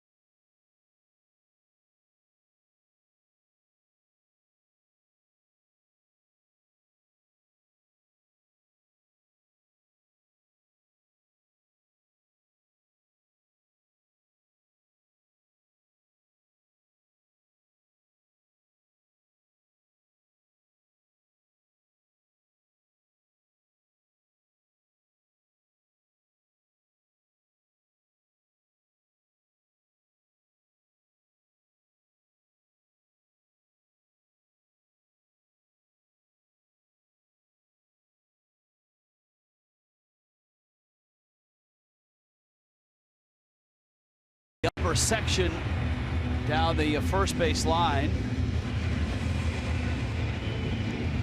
Plenty of happy baseball fans. And the humans are pretty cool too. Pretty good showing by the Dogs today. We have yet to see our first batting helmet. There's a Dachshund in that shot, but we're still looking. Well, at hand now is a lefty-lefty matchup. TJ McFarland's been on a nice run. So is almost the entire Arizona bullpen. McFarland's not allowed an earned run in 6 straight games.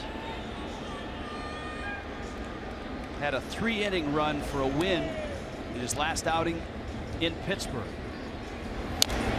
And of course, BOUR, who had not homered against a lefty as of about 3.5 weeks ago, all of a sudden has popped 5. Last 20 plate appearances, 5 homers against lefties. Goodness. Yelich in scoring position at second. Outfield playing BOUR to pull. Drove in a run in the 4th with a single to left. Pulls that one towards the second baseman. Drury onto the dirt. Makes the throw and gets the outs. Now, here comes Real Muto.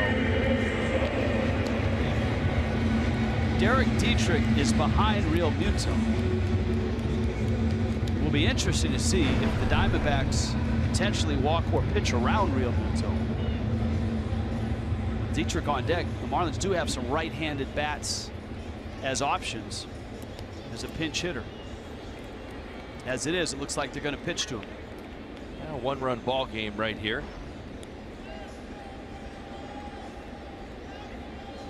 We're hoping that TJ McFarland can get that ground ball. I don't know, though. I think they're going to pitch cautiously to Real Muto. He, since he's arrived in the big leagues, has shown he can hit lefties well. He was one of the best in baseball last year. He's in the top 10 this year against lefties.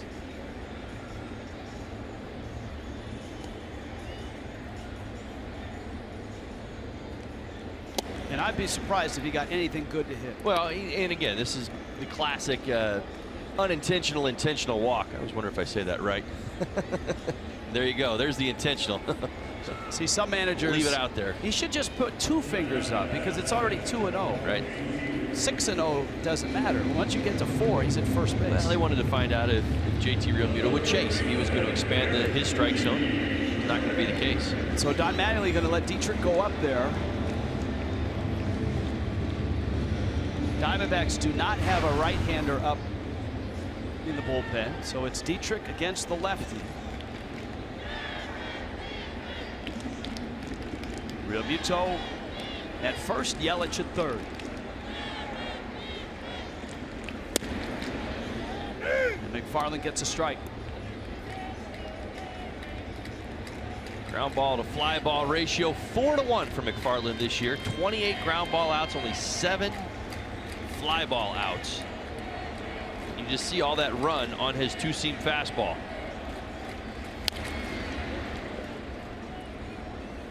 Dietrich with a count 0-2.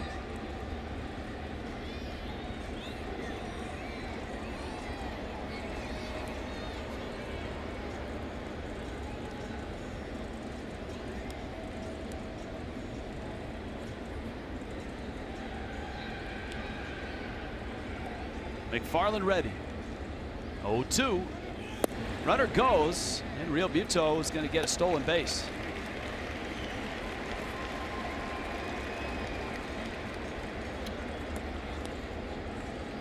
Diamondbacks are okay with that as everybody held their position on the pitch.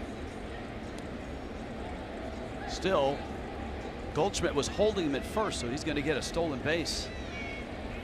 Dietrich seen 3 pitches here. Steps out.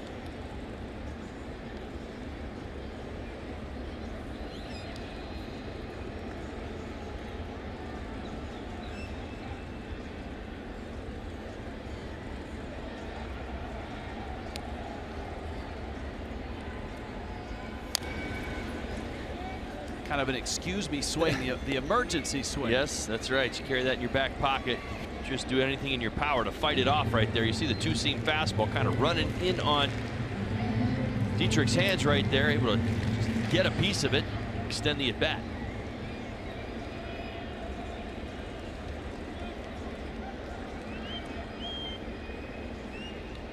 Expect that you would see that pitch again. Well, it's obvious that when they come in hard, they are coming in against Dietrich. Well, the more pitches he sees, you hope the more comfortable he gets. Well, and that's the truth. But I think in this situation right here, with runners now on second and third, and really a defensive swing on the inside part of the plate, he's not daring himself to throw a slider away to go for the strikeout. He just wants to make sure, McFarland does, that he gets it in there. A little further. If he gets in any further, he's going to hit Dietrich, which is that happens a lot. That hasn't happened before, has it? No. Dietrich hit himself with that foul tip back leg.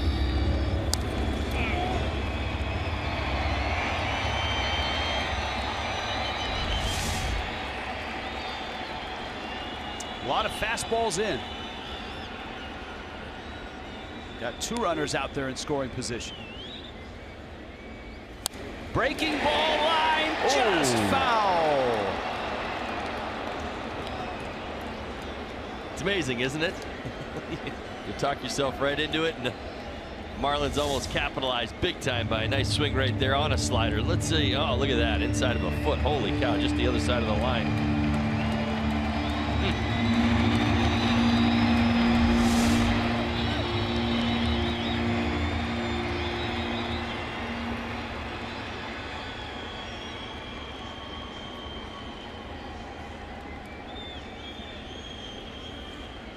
One and 2.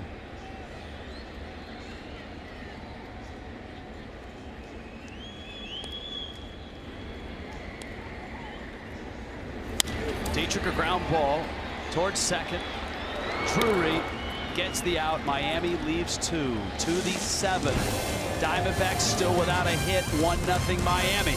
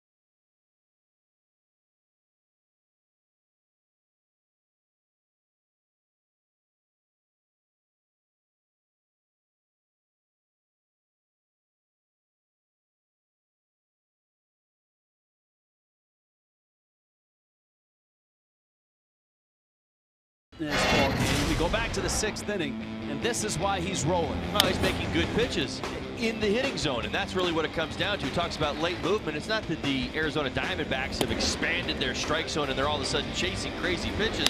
A lot of these pitches are out over the plate but have good movement. He's hitting his spots today and getting good downward action. 10 ground ball outs today for Edinson Volquez. All 5 pitches of the inning right there. So Edinson Volquez takes aim now at the top of the order here. 62 pitches in. He's faced the minimum. Rich Waltz along with Todd Hollinsworth. And what makes this amazing, you didn't know if he was going to face the second hitter of the game. He tweaked his ankle on that first out.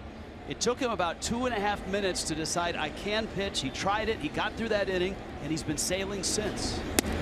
He's been in very good rhythm. You see him right there. First pitch, breaking ball, 76 miles an hour. He hasn't thrown too many of those today. Again, that's when you know you're feeling good. You're just kind of trusting your stuff and getting back at it. It's about as deep as he's been all season long.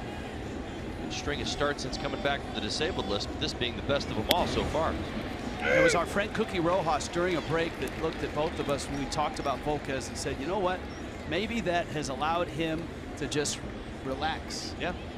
Well, we talked about that sometimes, and it's I was thinking about this during the ball game, like what's really been the key for him. That's a swing. Sure it is. And a strikeout of Ray Fuentes. What's been the key since coming back? And of course, one of the things that we talked about is the walks. He hasn't been walking nearly as many hitters. 3 of the last 4 starts have been quality starts. Here's the other thing. You watch his fastball velocity, which so interestingly enough, early in April, I was seeing 95 and 96 an awful lot. And a lot of effort. He looks like he's in such a good place right now. Like right now, he's not even sweating out there, just making pitches. 65. Here you are in the 7th inning. He's kind of hovering around 91, 92, 93 miles an hour. That's a strike to David Peralta.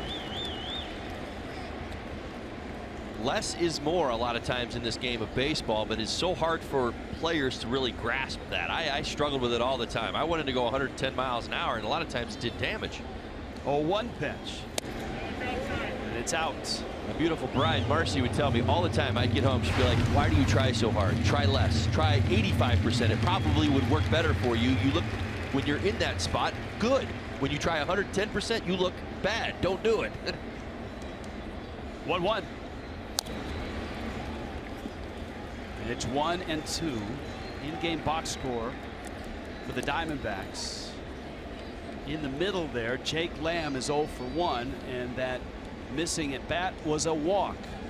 The only walk that Volquez issued, and it came to lead off the 5th.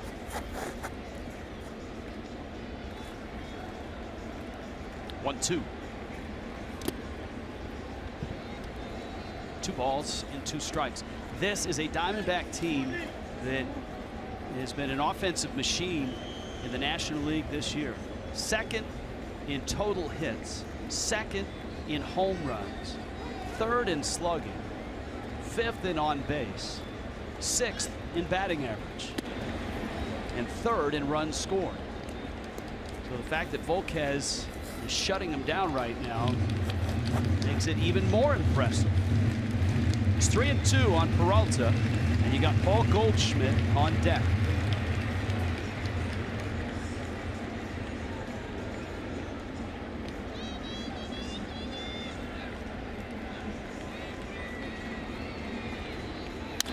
Peralta, bouncer, Gordon goes and gets it, flips to first. 2 outs here in the 7th.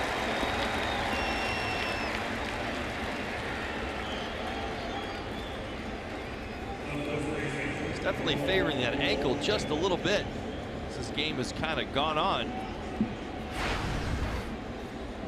Still in such a great rhythm on the mound. You're right. He's had to run the bases twice. He's been on base with a single, reached on an error. He's had to cover first a few times. Goldschmidt takes a breaking ball for a strike. And he does move slowly when he's off the mound. But when he's been on it today, boy, has he been brilliant.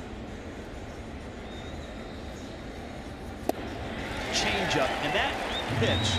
The righty-on-righty change has helped him tremendously. Well, he's been willing to do this all year, but it hasn't been as good as it's been today all year. You see it right there. It dive-bombing out of the strike zone right there. Right-handed hitters wanting to go after that pitch, coming up empty an awful lot.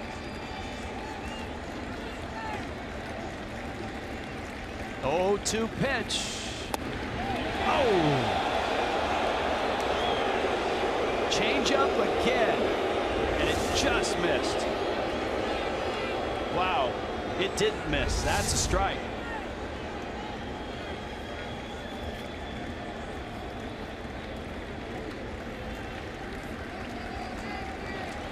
Now the 1-2. Got him! Fastball!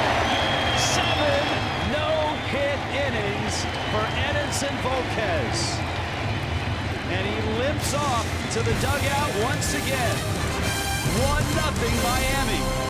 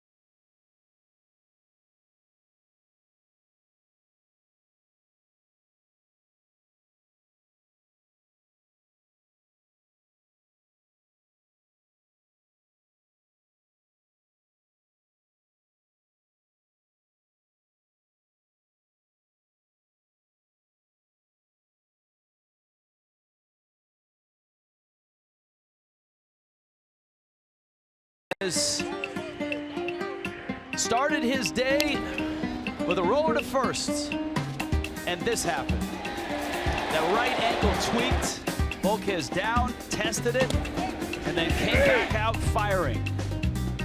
And he has been terrific since. Only a walk in 7 innings for Volquez. Back to work go the Marlins, trying to add some insurance in the bottom of the 7th. Volquez is due up second and on deck. It's Riddle, it's Volquez, and it's Gordon. That certainly would be good. Get lost in all of this. Kind of fun to talk about. Marlins are up 1-0. A little insurance would be very nice. Riddle rolls it. Goldschmidt flips. And McFarland gets there in time. Here comes Volquez. Tomorrow, 1:10 start. Marlins Diamondbacks. Play ball weekend continues. The Aquafina family 4-pack starts at just $84. And the first 5,000 kids will receive a play ball bat set. You can bring old or unused baseball equipment as well to donate in the equipment drive and receive an autographed player card. For tickets, visit marlins.com/Aquafina. Got an extra gloves, extra ball, extra shin guard. Whatever you've got, bring it down. You get an autographed player card if you bring it to the game. So here's Volquez, singled in the 3rd. The ball that Lamb couldn't field in the 5th was eventually ruled an E5.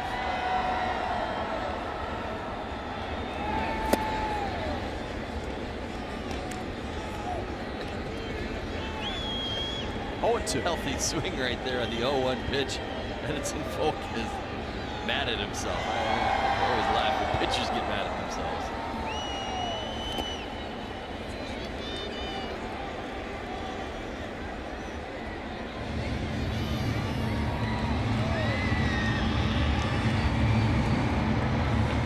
TJ McFarland came in to finish the 6th.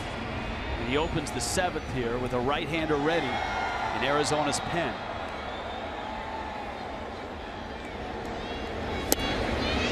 Volquez swings and misses and strikes out. 2 outs. One thing we've seen with Volquez in the last couple of innings when the Marlins are at the plate, you see how gingerly he goes down the stairs. That ankle is tender. He has gone into the clubhouse, whether it's a stationary bike or just stretching, has somehow been able to keep that ankle loose enough to keep pitching. Easily the most important thing. He's been doing a good job of it. Is in a very good rhythm right now. It's an understatement of the year. Throwing the ball very, very well, but keeping himself loose, keeping that ankle in position to go out there and do what he does, which is pitch, push off.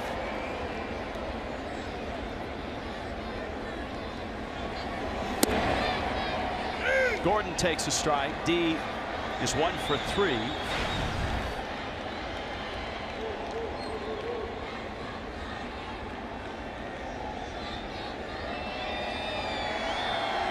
And the 1-1.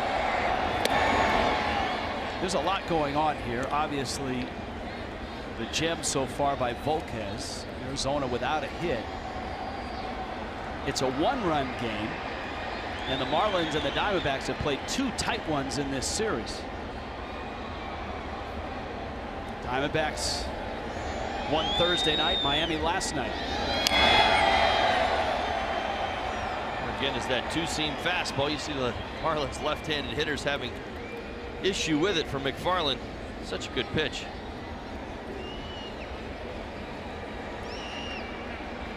Seen Chafin the first 2 ball games as well. Throws that exact same 2-seam fastball underneath the hands of the left-handed Marlins hitters.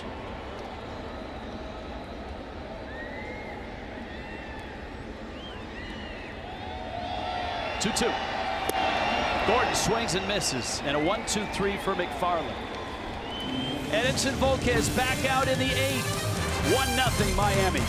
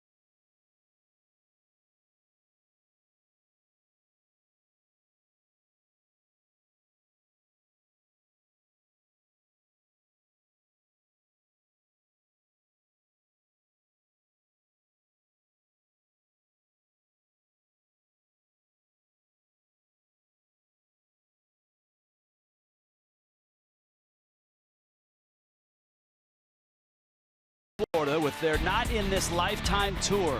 The legendary band storms into Marlins Park on August 8th. Don't miss out on your chance to enter the jungle. Get your tickets at marlins.com/GNR. Edinson Volquez on a gimpy right ankle has 7 no-hit innings and enters the 8th facing the 4, 5, 6 hitters of the Arizona Diamondbacks. Jake Lamb, Chris Herrmann, Brandon Drury. Lamb is flied out and walked. Nick Wickren is up. Breaking ball, a strike. You also have to remember this is a 1-run ball game. I continue to say that, but it is. Marlins want to win this game as well. Now for the Arizona Diamondbacks, last Saturday, part of this exact same road trip, were no hit for 7 innings against the Milwaukee Brewers, Chase Anderson. Until the 8th inning, things changed. And it was Nick Ahmed that broke it up. Ahmed is due up 4th this inning. Ball and a strike, 77 pitches for Volquez. Certainly the pitch count is manageable.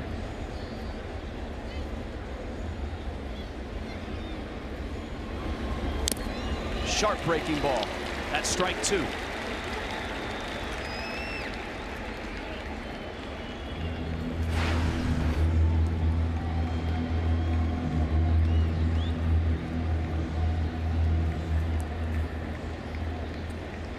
It's amazing on back-to-back weekends.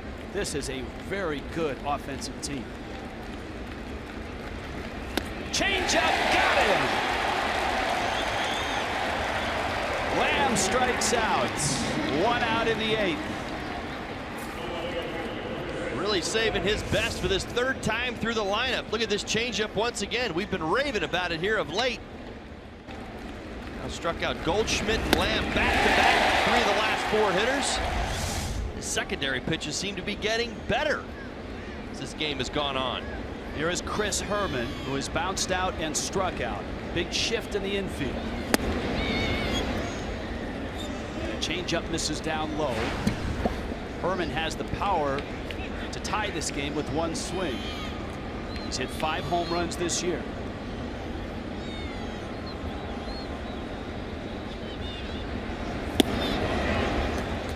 Volquez goes 2-0, and the reason the pitch count is manageable for Volquez, just 1 walk.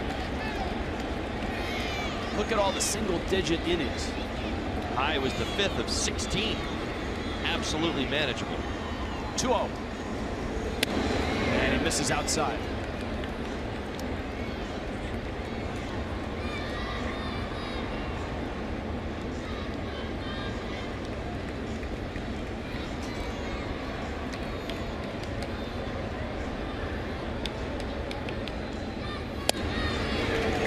Strike 1.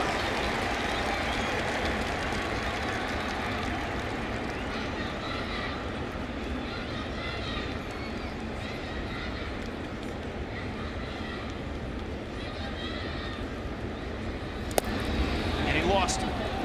So he loses Herrmann, and here comes Drury. 2nd walk this year.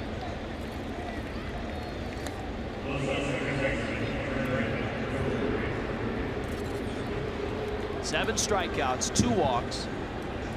Wickren is ready. Mattingly watching from the rail.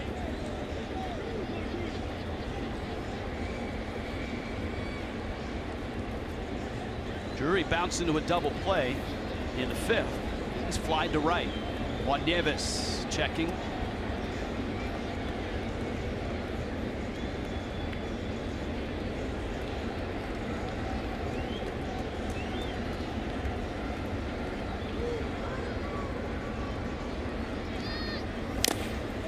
If you're wondering, Edinson Volquez,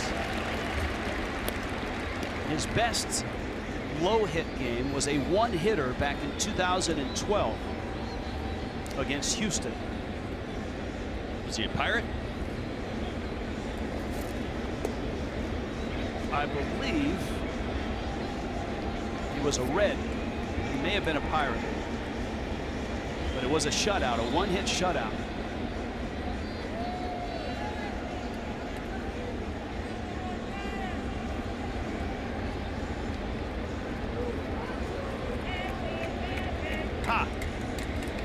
You're right. He was a Padre. He was a Padre. That's right. We were doing the same thing, right? As I looked, I was like, oh, okay, sure we would have guessed that. 0-1 coming. Ground ball. Dietrich out there. Out there. He's 3 outs away. Limping to the dugout. Edinson Volquez, 8 no-hit innings. And the Marlins hanging on to a 1-0 lead.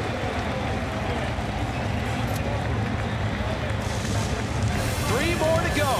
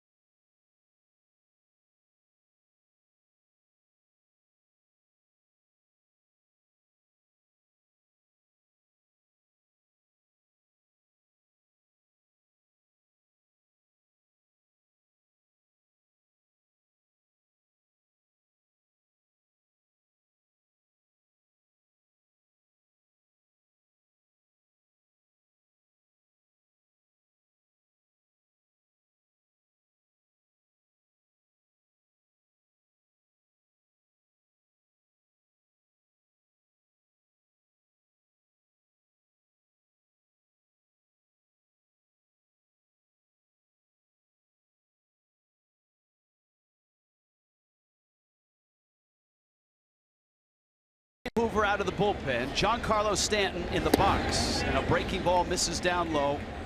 Here's a look at Hoover. He takes over for the lefty TJ McFarland. 32 strikeouts on the season for this right-hander. Stanton's 1 for 2. Hoover misses out if you're just joining us. The Marlins have a 1-0 lead. Justin BOUR an RBI single in the 4th. The Diamondbacks don't have a run and they don't have a hit. And Edinson Volquez is 3 outs away from a no-hitter. He has not been on the bench between innings. Volquez tweaked his right ankle on the first out of the game and has been limping noticeably since. Stanton takes outside and walks. And here comes Christian Yelich. The pitch count for Volquez has been manageable all day long. He's at 86 pitches. 55 have been strikes. The Diamondbacks will have the bottom third of their order. Nick Ahmed, Jeff Mathis, and the pitcher scheduled. And Torey Lovullo has a pretty good stable of pinch hitters to choose from. Certainly some left-handers as well.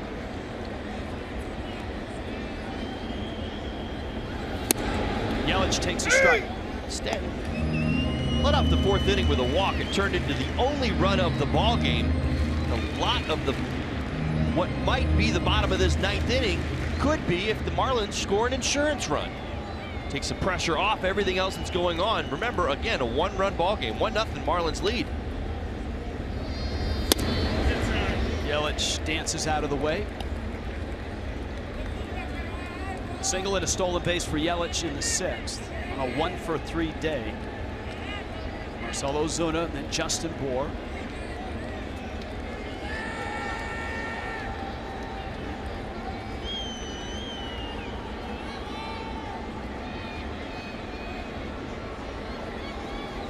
Hoover, a Cincinnati Red last year. Although he did spend a lot of time in AAA for the Reds. Stanton from first. And the 1-1 is a strike.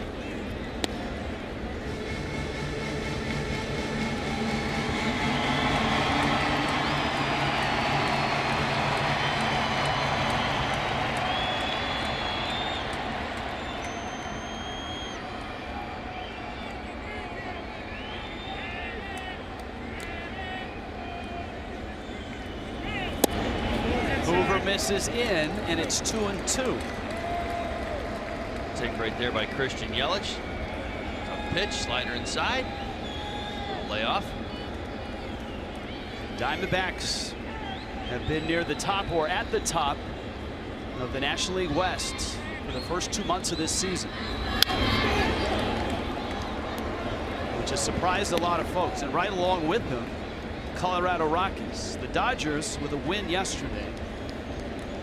Miami beat Arizona. Rockies lost as well. The Dodgers reclaimed first place by just a half a game over both the Diamondbacks and Colorado. Stanton at first, 2-2 coming. Yelich lines it into left field. That's a base hit.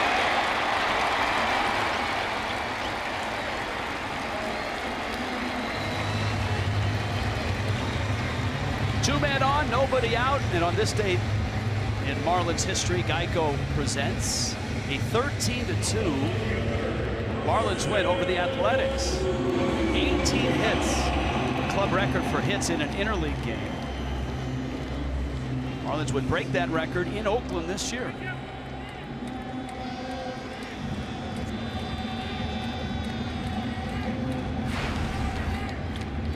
And here is Ozuna. So nobody out. Hoover. There's nobody loosening right now in Arizona's bullpen.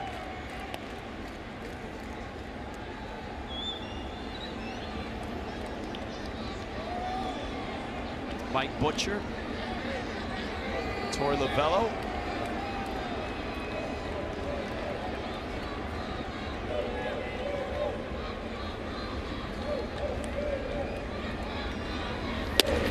Ozuna takes out. 7 hits for Miami.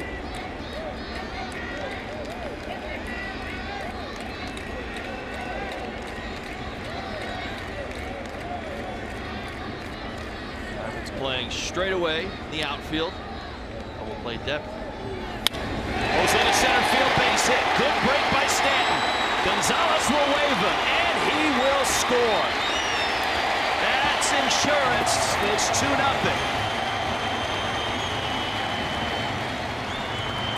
Leadoff walk comes around to score once again. Giancarlo Stanton leading this inning off with a walk, a couple of base hits. Great piece of hitting right here on a slider. Marcell OZUNA, great swing right back through the middle. Good break by Stanton.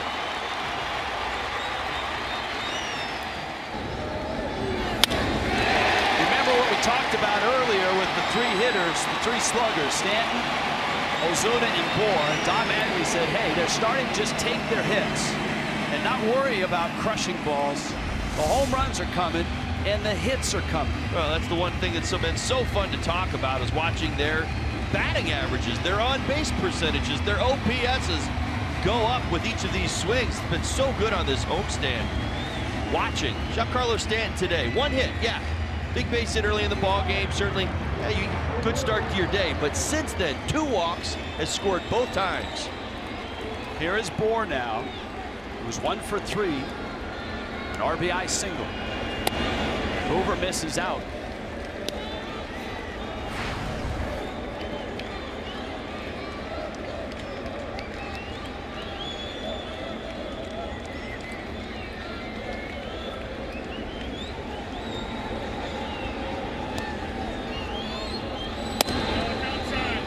Hoover has at times a really quick delivery out of the stretch, almost a quick pitch.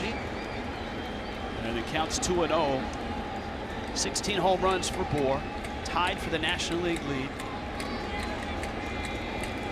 Has not bothered the Marlins hitters. BOUR liner right field. That's getting to the wall. Yelich around third. Ozuna's on his tail.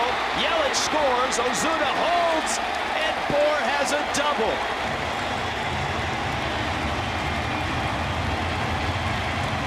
Back-to-back base hits. Yelich, Ozuna, BOUR adding on here in the 8th inning. Another great example. 2-0 pitch, slider out over the plate. Justin BOUR, I'm gonna say turn and burn, but why not? Great swing right there. Knows he's got himself a double. Look at that great read right around first base. He says, I got this. Head first slide. How about it? He's getting better at that, isn't he? He's doing it more often. Infield's in. Realmuto takes a strike. Arizona's bullpen jumps to action. An 0 for 2 for Realmuto. Again, 3-0 Miami. And Edinson Volquez, 8 no-hit innings. Realmuto, a vicious rip. And the count's 0-2.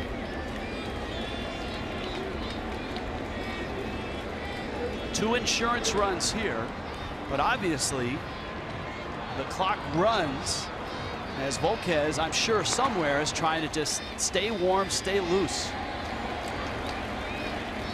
And keep that ankle going.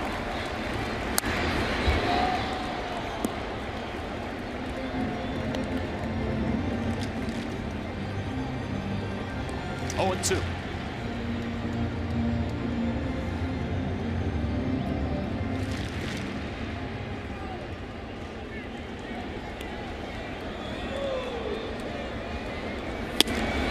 Fastball, swing and a miss. Struck him out.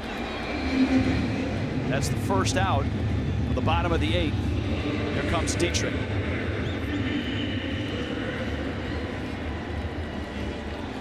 AARP.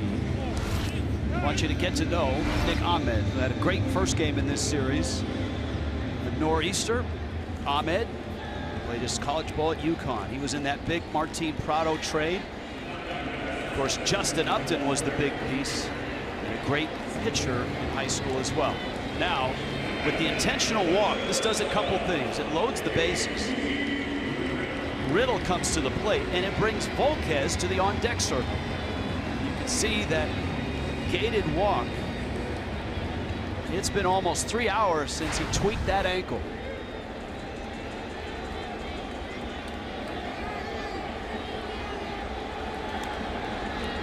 Here's Riddle. He cuts at a breaking ball.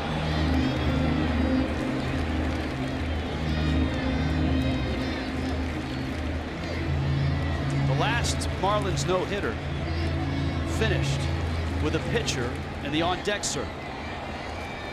Henderson Alvarez to finish off the 2013 season.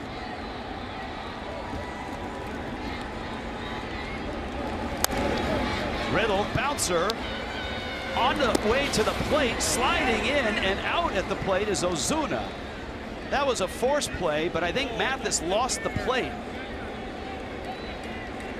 Goldschmidt, rather than get an out at first, went for the out and home. Well, I'm not sure Mathis knows this. Again, remember, he's 90 feet away, and Goldschmidt kind of probably created a little bit of a block right there. Almost looks like he steps on first base, but you see Mathis right there does everything in his power to keep him, obviously, from scoring. You see it right there. And watching the replay, the play's over when his knee hits the plate. Right. And here is Volquez, and the crowd rises. The bags are loaded.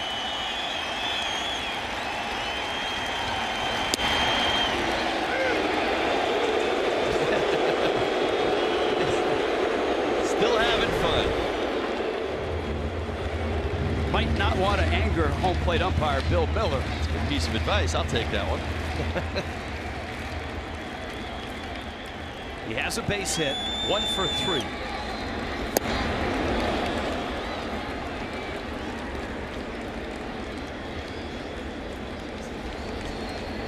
Bottom third of the order, certainly some pinch hitters in the offing for the Diamondbacks. A Marlin at every base. BOUR, Dietrich, and Riddle. 0-2. Swing and a miss. Volquez strikes out. Miami adds 2 to the 9th inning in Miami. Edinson Volquez carries a no-hitter back to the mound.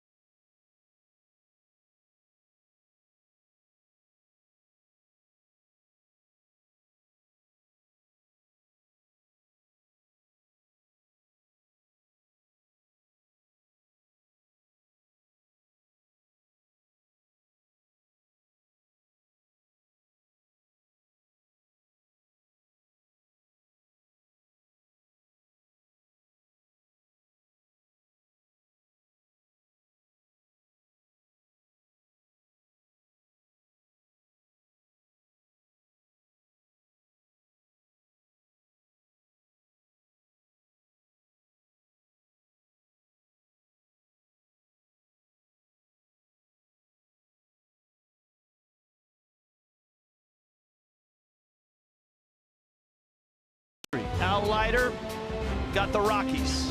Kevin Brown, the Giants. A wild A.J. Burnett, the Padres. Anibal Sanchez, the Diamondbacks. And of course, the unique one, Henderson Alvarez. Thought he had it, realized it was scoreless, and from the on-deck circle, he celebrated. Amazing. Here today in Miami, Edinson Volquez first out nearly took him out of the game. He tweaked his ankle at first base, limped around for 2.5 minutes, took some warm-up pitches, and Don Mattingly said, give it a go. And boy, has he ever. He arrives here in the 9th, 86 pitches in, and it's Nick Ahmed. Swings and fouls it at the plate. It was Ahmed last weekend who broke up a no-hitter in the 8th against Chase Anderson and the Brewers. He leads it off. Daniel Descalso is on deck. He will hit for Jeff Mathis. Ahmed, 2 ground ball outs. The righty-on-righty changeup has been a staple for Volquez. Yeah, he has had 2 different changeups today. The one in the 85-86 range, the one with more depth and movement, the one in the 82 range. That's the one you just saw right there. That's the one you're probably going to see a lot of this inning, bottoming out near home plate. 0-2 pitch. Off his foot. And it stays at 0-2.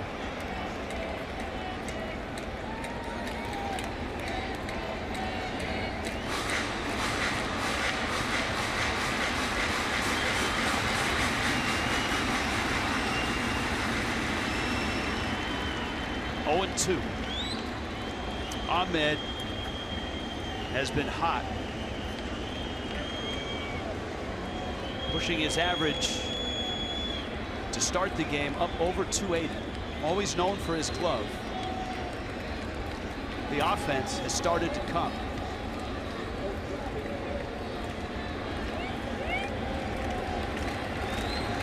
Volquez, who's pitched in a lot of big games in his career, he's felt this pressure.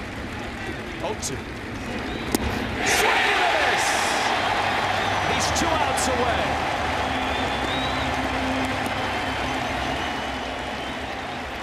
Goes to it once again.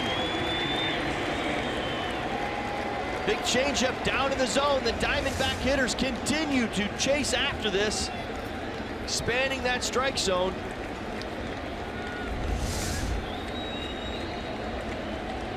Daniel Descalso, a lefty bat, climbs in.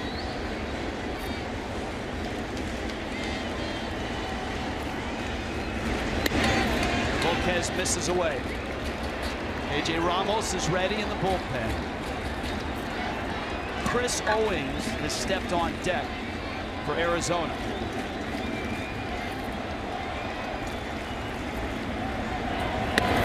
And the Royals march to a world championship. Volquez got game 1. And of course, his father passed away before the game.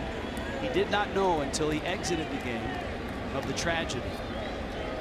The Royals won that ball game. He came back and started and pitched well in game 5, and the Royals won that and won their title.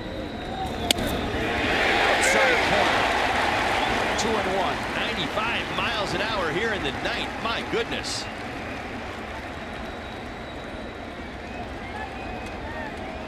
Edinson Volquez wants this. 2-1.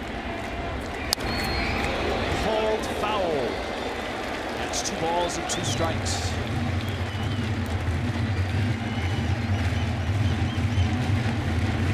See how effective the changeup has been this 3rd time through the lineup.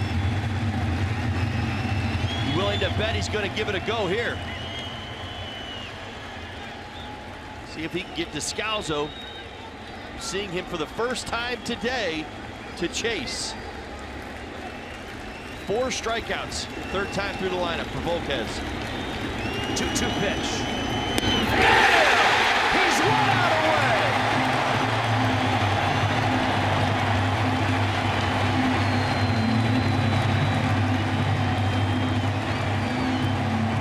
Yes, 2 strikeouts to start the 9th.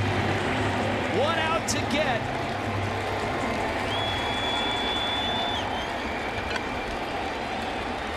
Five no-hitters in Marlins history. Volquez will face Chris Owens. 2 outs in the ninth.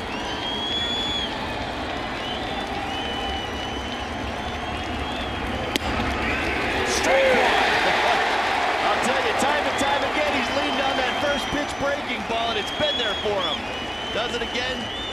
1 out to go here in the ninth inning. 0-1. 0-2.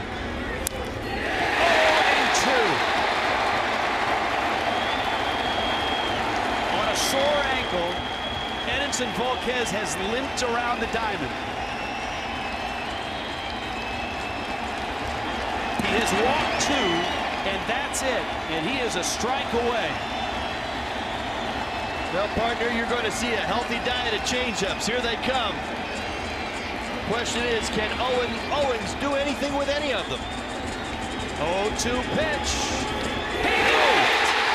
Realmuto to the first, a no-hitter for Edinson Volquez.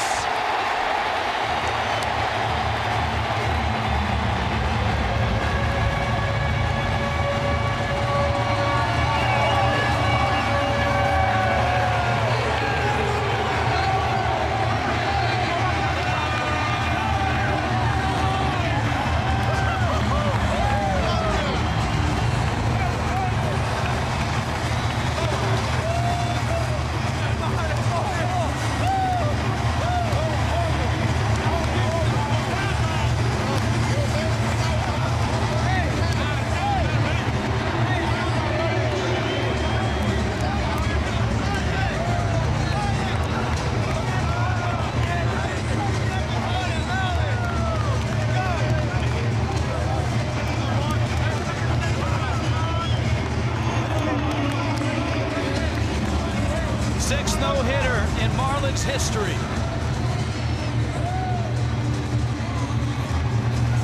And the 33-year-old, who has been through so much tragedy over the last 3 years. He lost his father in that World Series in '15. He lost a brother tragically this offseason. And he adds his name to the list of Leiter and Brown and AJ and Anibal and Anderson Alvarez. That's going to be the best bag of ice he's going to put on his ankle ever. There was a question as to whether Volquez could even face the second hitter in this ball game after the play at first in which he turned his ankle. He had to show his manager that he could still throw, that he could deliver a ball to the plate. He convinced Don Mattingly, and then he kept Don Mattingly in the dugout for 9 innings. He finishes the no-hitter by striking out the side.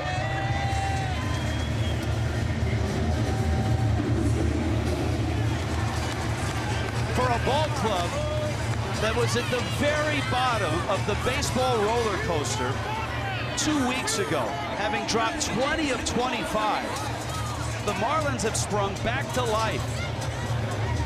And now they get a no-hitter from Edinson Volquez to beat the Diamondbacks. Now, on a day that Randall Delgado was good, the offense was down just a little bit. Remember, this Marlins offense has been so good. Edinson Volquez steps into the spotlight, takes a 1-0 lead, basically this entire ball game. Pressure pitch after pressure pitch, and makes it happen. My goodness, what an effort by Edinson Volquez today.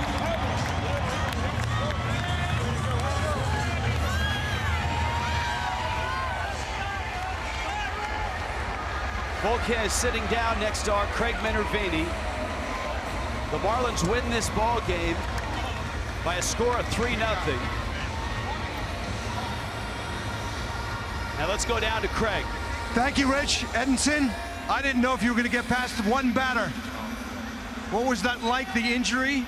And how'd you get through it? I think I broke my ankle. I don't know. We got a double pie here. 2 pies.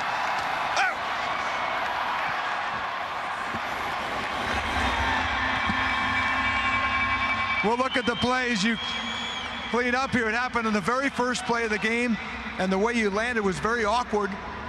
You said you were concerned that you could even pitch again, huh? Yeah, because I twisted my ankle a little bit when in the first inning.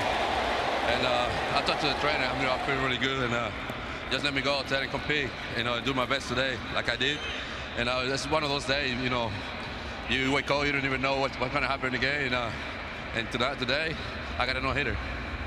You had a battle through it. We saw you with the trainer between innings. It looked like it was a constant effort to try and keep your ankle feeling good. How did you do that? Yeah, we put some tape on it and made me feel a little bit better. And that was the game. That was the whole thing for me. Keep pitching and competing. Did you ever have a feeling that you were going to have to stop because of the ankle? Yeah, or you weren't going to let it beat you? In the fourth inning, I told him, like, I don't feel too good right now. I might stop pitching. And I got a quick inning, and I told him, just let me go. I'm feeling better now. It seems like you like these kind of challenges. It's a battle. Earlier in the year, you had a blister you battled through. You also had a start where you had a pitch on a day early, last-minute notice. You like those challenges? Yeah, I like to compete. I'm very competitive, and every time I go, every fifth day, I jump in the mound. I just want to compete with the guy for the other side. And it's great, man. It's a great feeling. I dedicated this game to Jose Fernandez and Giordano Ventura. Ventura's birthday today, and it's good for them. They're watching right now what happened today, and they might feel really happy right now. Did you think of them during the game? Yeah. I think Jose Fernandez pitched a couple of years in here, and I played with Ventura in Kansas City. He was one of my best friends. He passed away last year, and I'm pretty sure he's in the right place right now and enjoy this moment right now. All right, when did the no-hitter get serious for you? When you started to realize that you had a no-hitter? Was it the last 3 innings? No, I look at on the 5th. It's kind of early to think about throwing no-hitter. But when I passed the 7th, I was like, you got to go for it, and I got it. Yes, you did. Let's talk. We'll pick it up in the 7th. You had Goldschmidt on deck. Peralta's up, 3-2 count. That's a key batter. You don't want to put him on. It's a 1-0 game, and that changeup was effective throughout. You got to strike out on that. Yeah, that's I don't want to throw any fastball. Goldschmidt is a very strong guy, and I just throw it, whatever JT put down today, and I'll just follow him. We're on the same page, and he called the right pitch in that situation. Did you shake your head at all with JT? Not today. I don't think I shaken it, but he called the right pitches, and we threw a no-hitter today. Well, let's get to the 9th inning now. So the drama builds. How much did it help you mentally? Because the Marlins had some bullpen activity if you got into trouble. You added the 2 runs to go into this 9th inning. You had a 3-run lead. Here we go. It was really good, to just got 2 more runs, and the game was 1-0, and that's the help I need today, and this guy scores a run for me today. And you were able to do it in stylish fashion. You got Ahmed, then you got Descalzo, and then you got Owings, and to do it with a strikeout. And again, was it the last pitch there, that nasty pitch? You have to, man. You throw a no-hitter, and now you got to the 9. You want to strike out everybody. You don't want to see anybody put the ball in play just in case something happens. Where are you now, boy? About a week and a half ago, you were saying, I don't know if I'm going to win another ball game. Now you got 2 wins and a no-hitter. Yeah, I got 2. I'm on 2-0 right now. I don't think about the 7s. Good for you, Edinson. Thank you for your time. Great effort. And I know to do it in memory of 2 of your friends, 2 great pitchers, he's got to make it a little extra special. Thank you. Thanks for having me. Okay, Edinson Volquez there. No-hitter, 6th in Marlins history, the 2nd here at Marlins Park by a Marlins pitcher, guys. All right, thank you, Craig. And the first in Major League Baseball this year. And for Volquez and the Fish, what a great moment, and it's a ball club. Todd, look, it's a no-hitter. As we talked about, the Marlins were at the very bottom of the baseball roller coaster 2.5 weeks ago.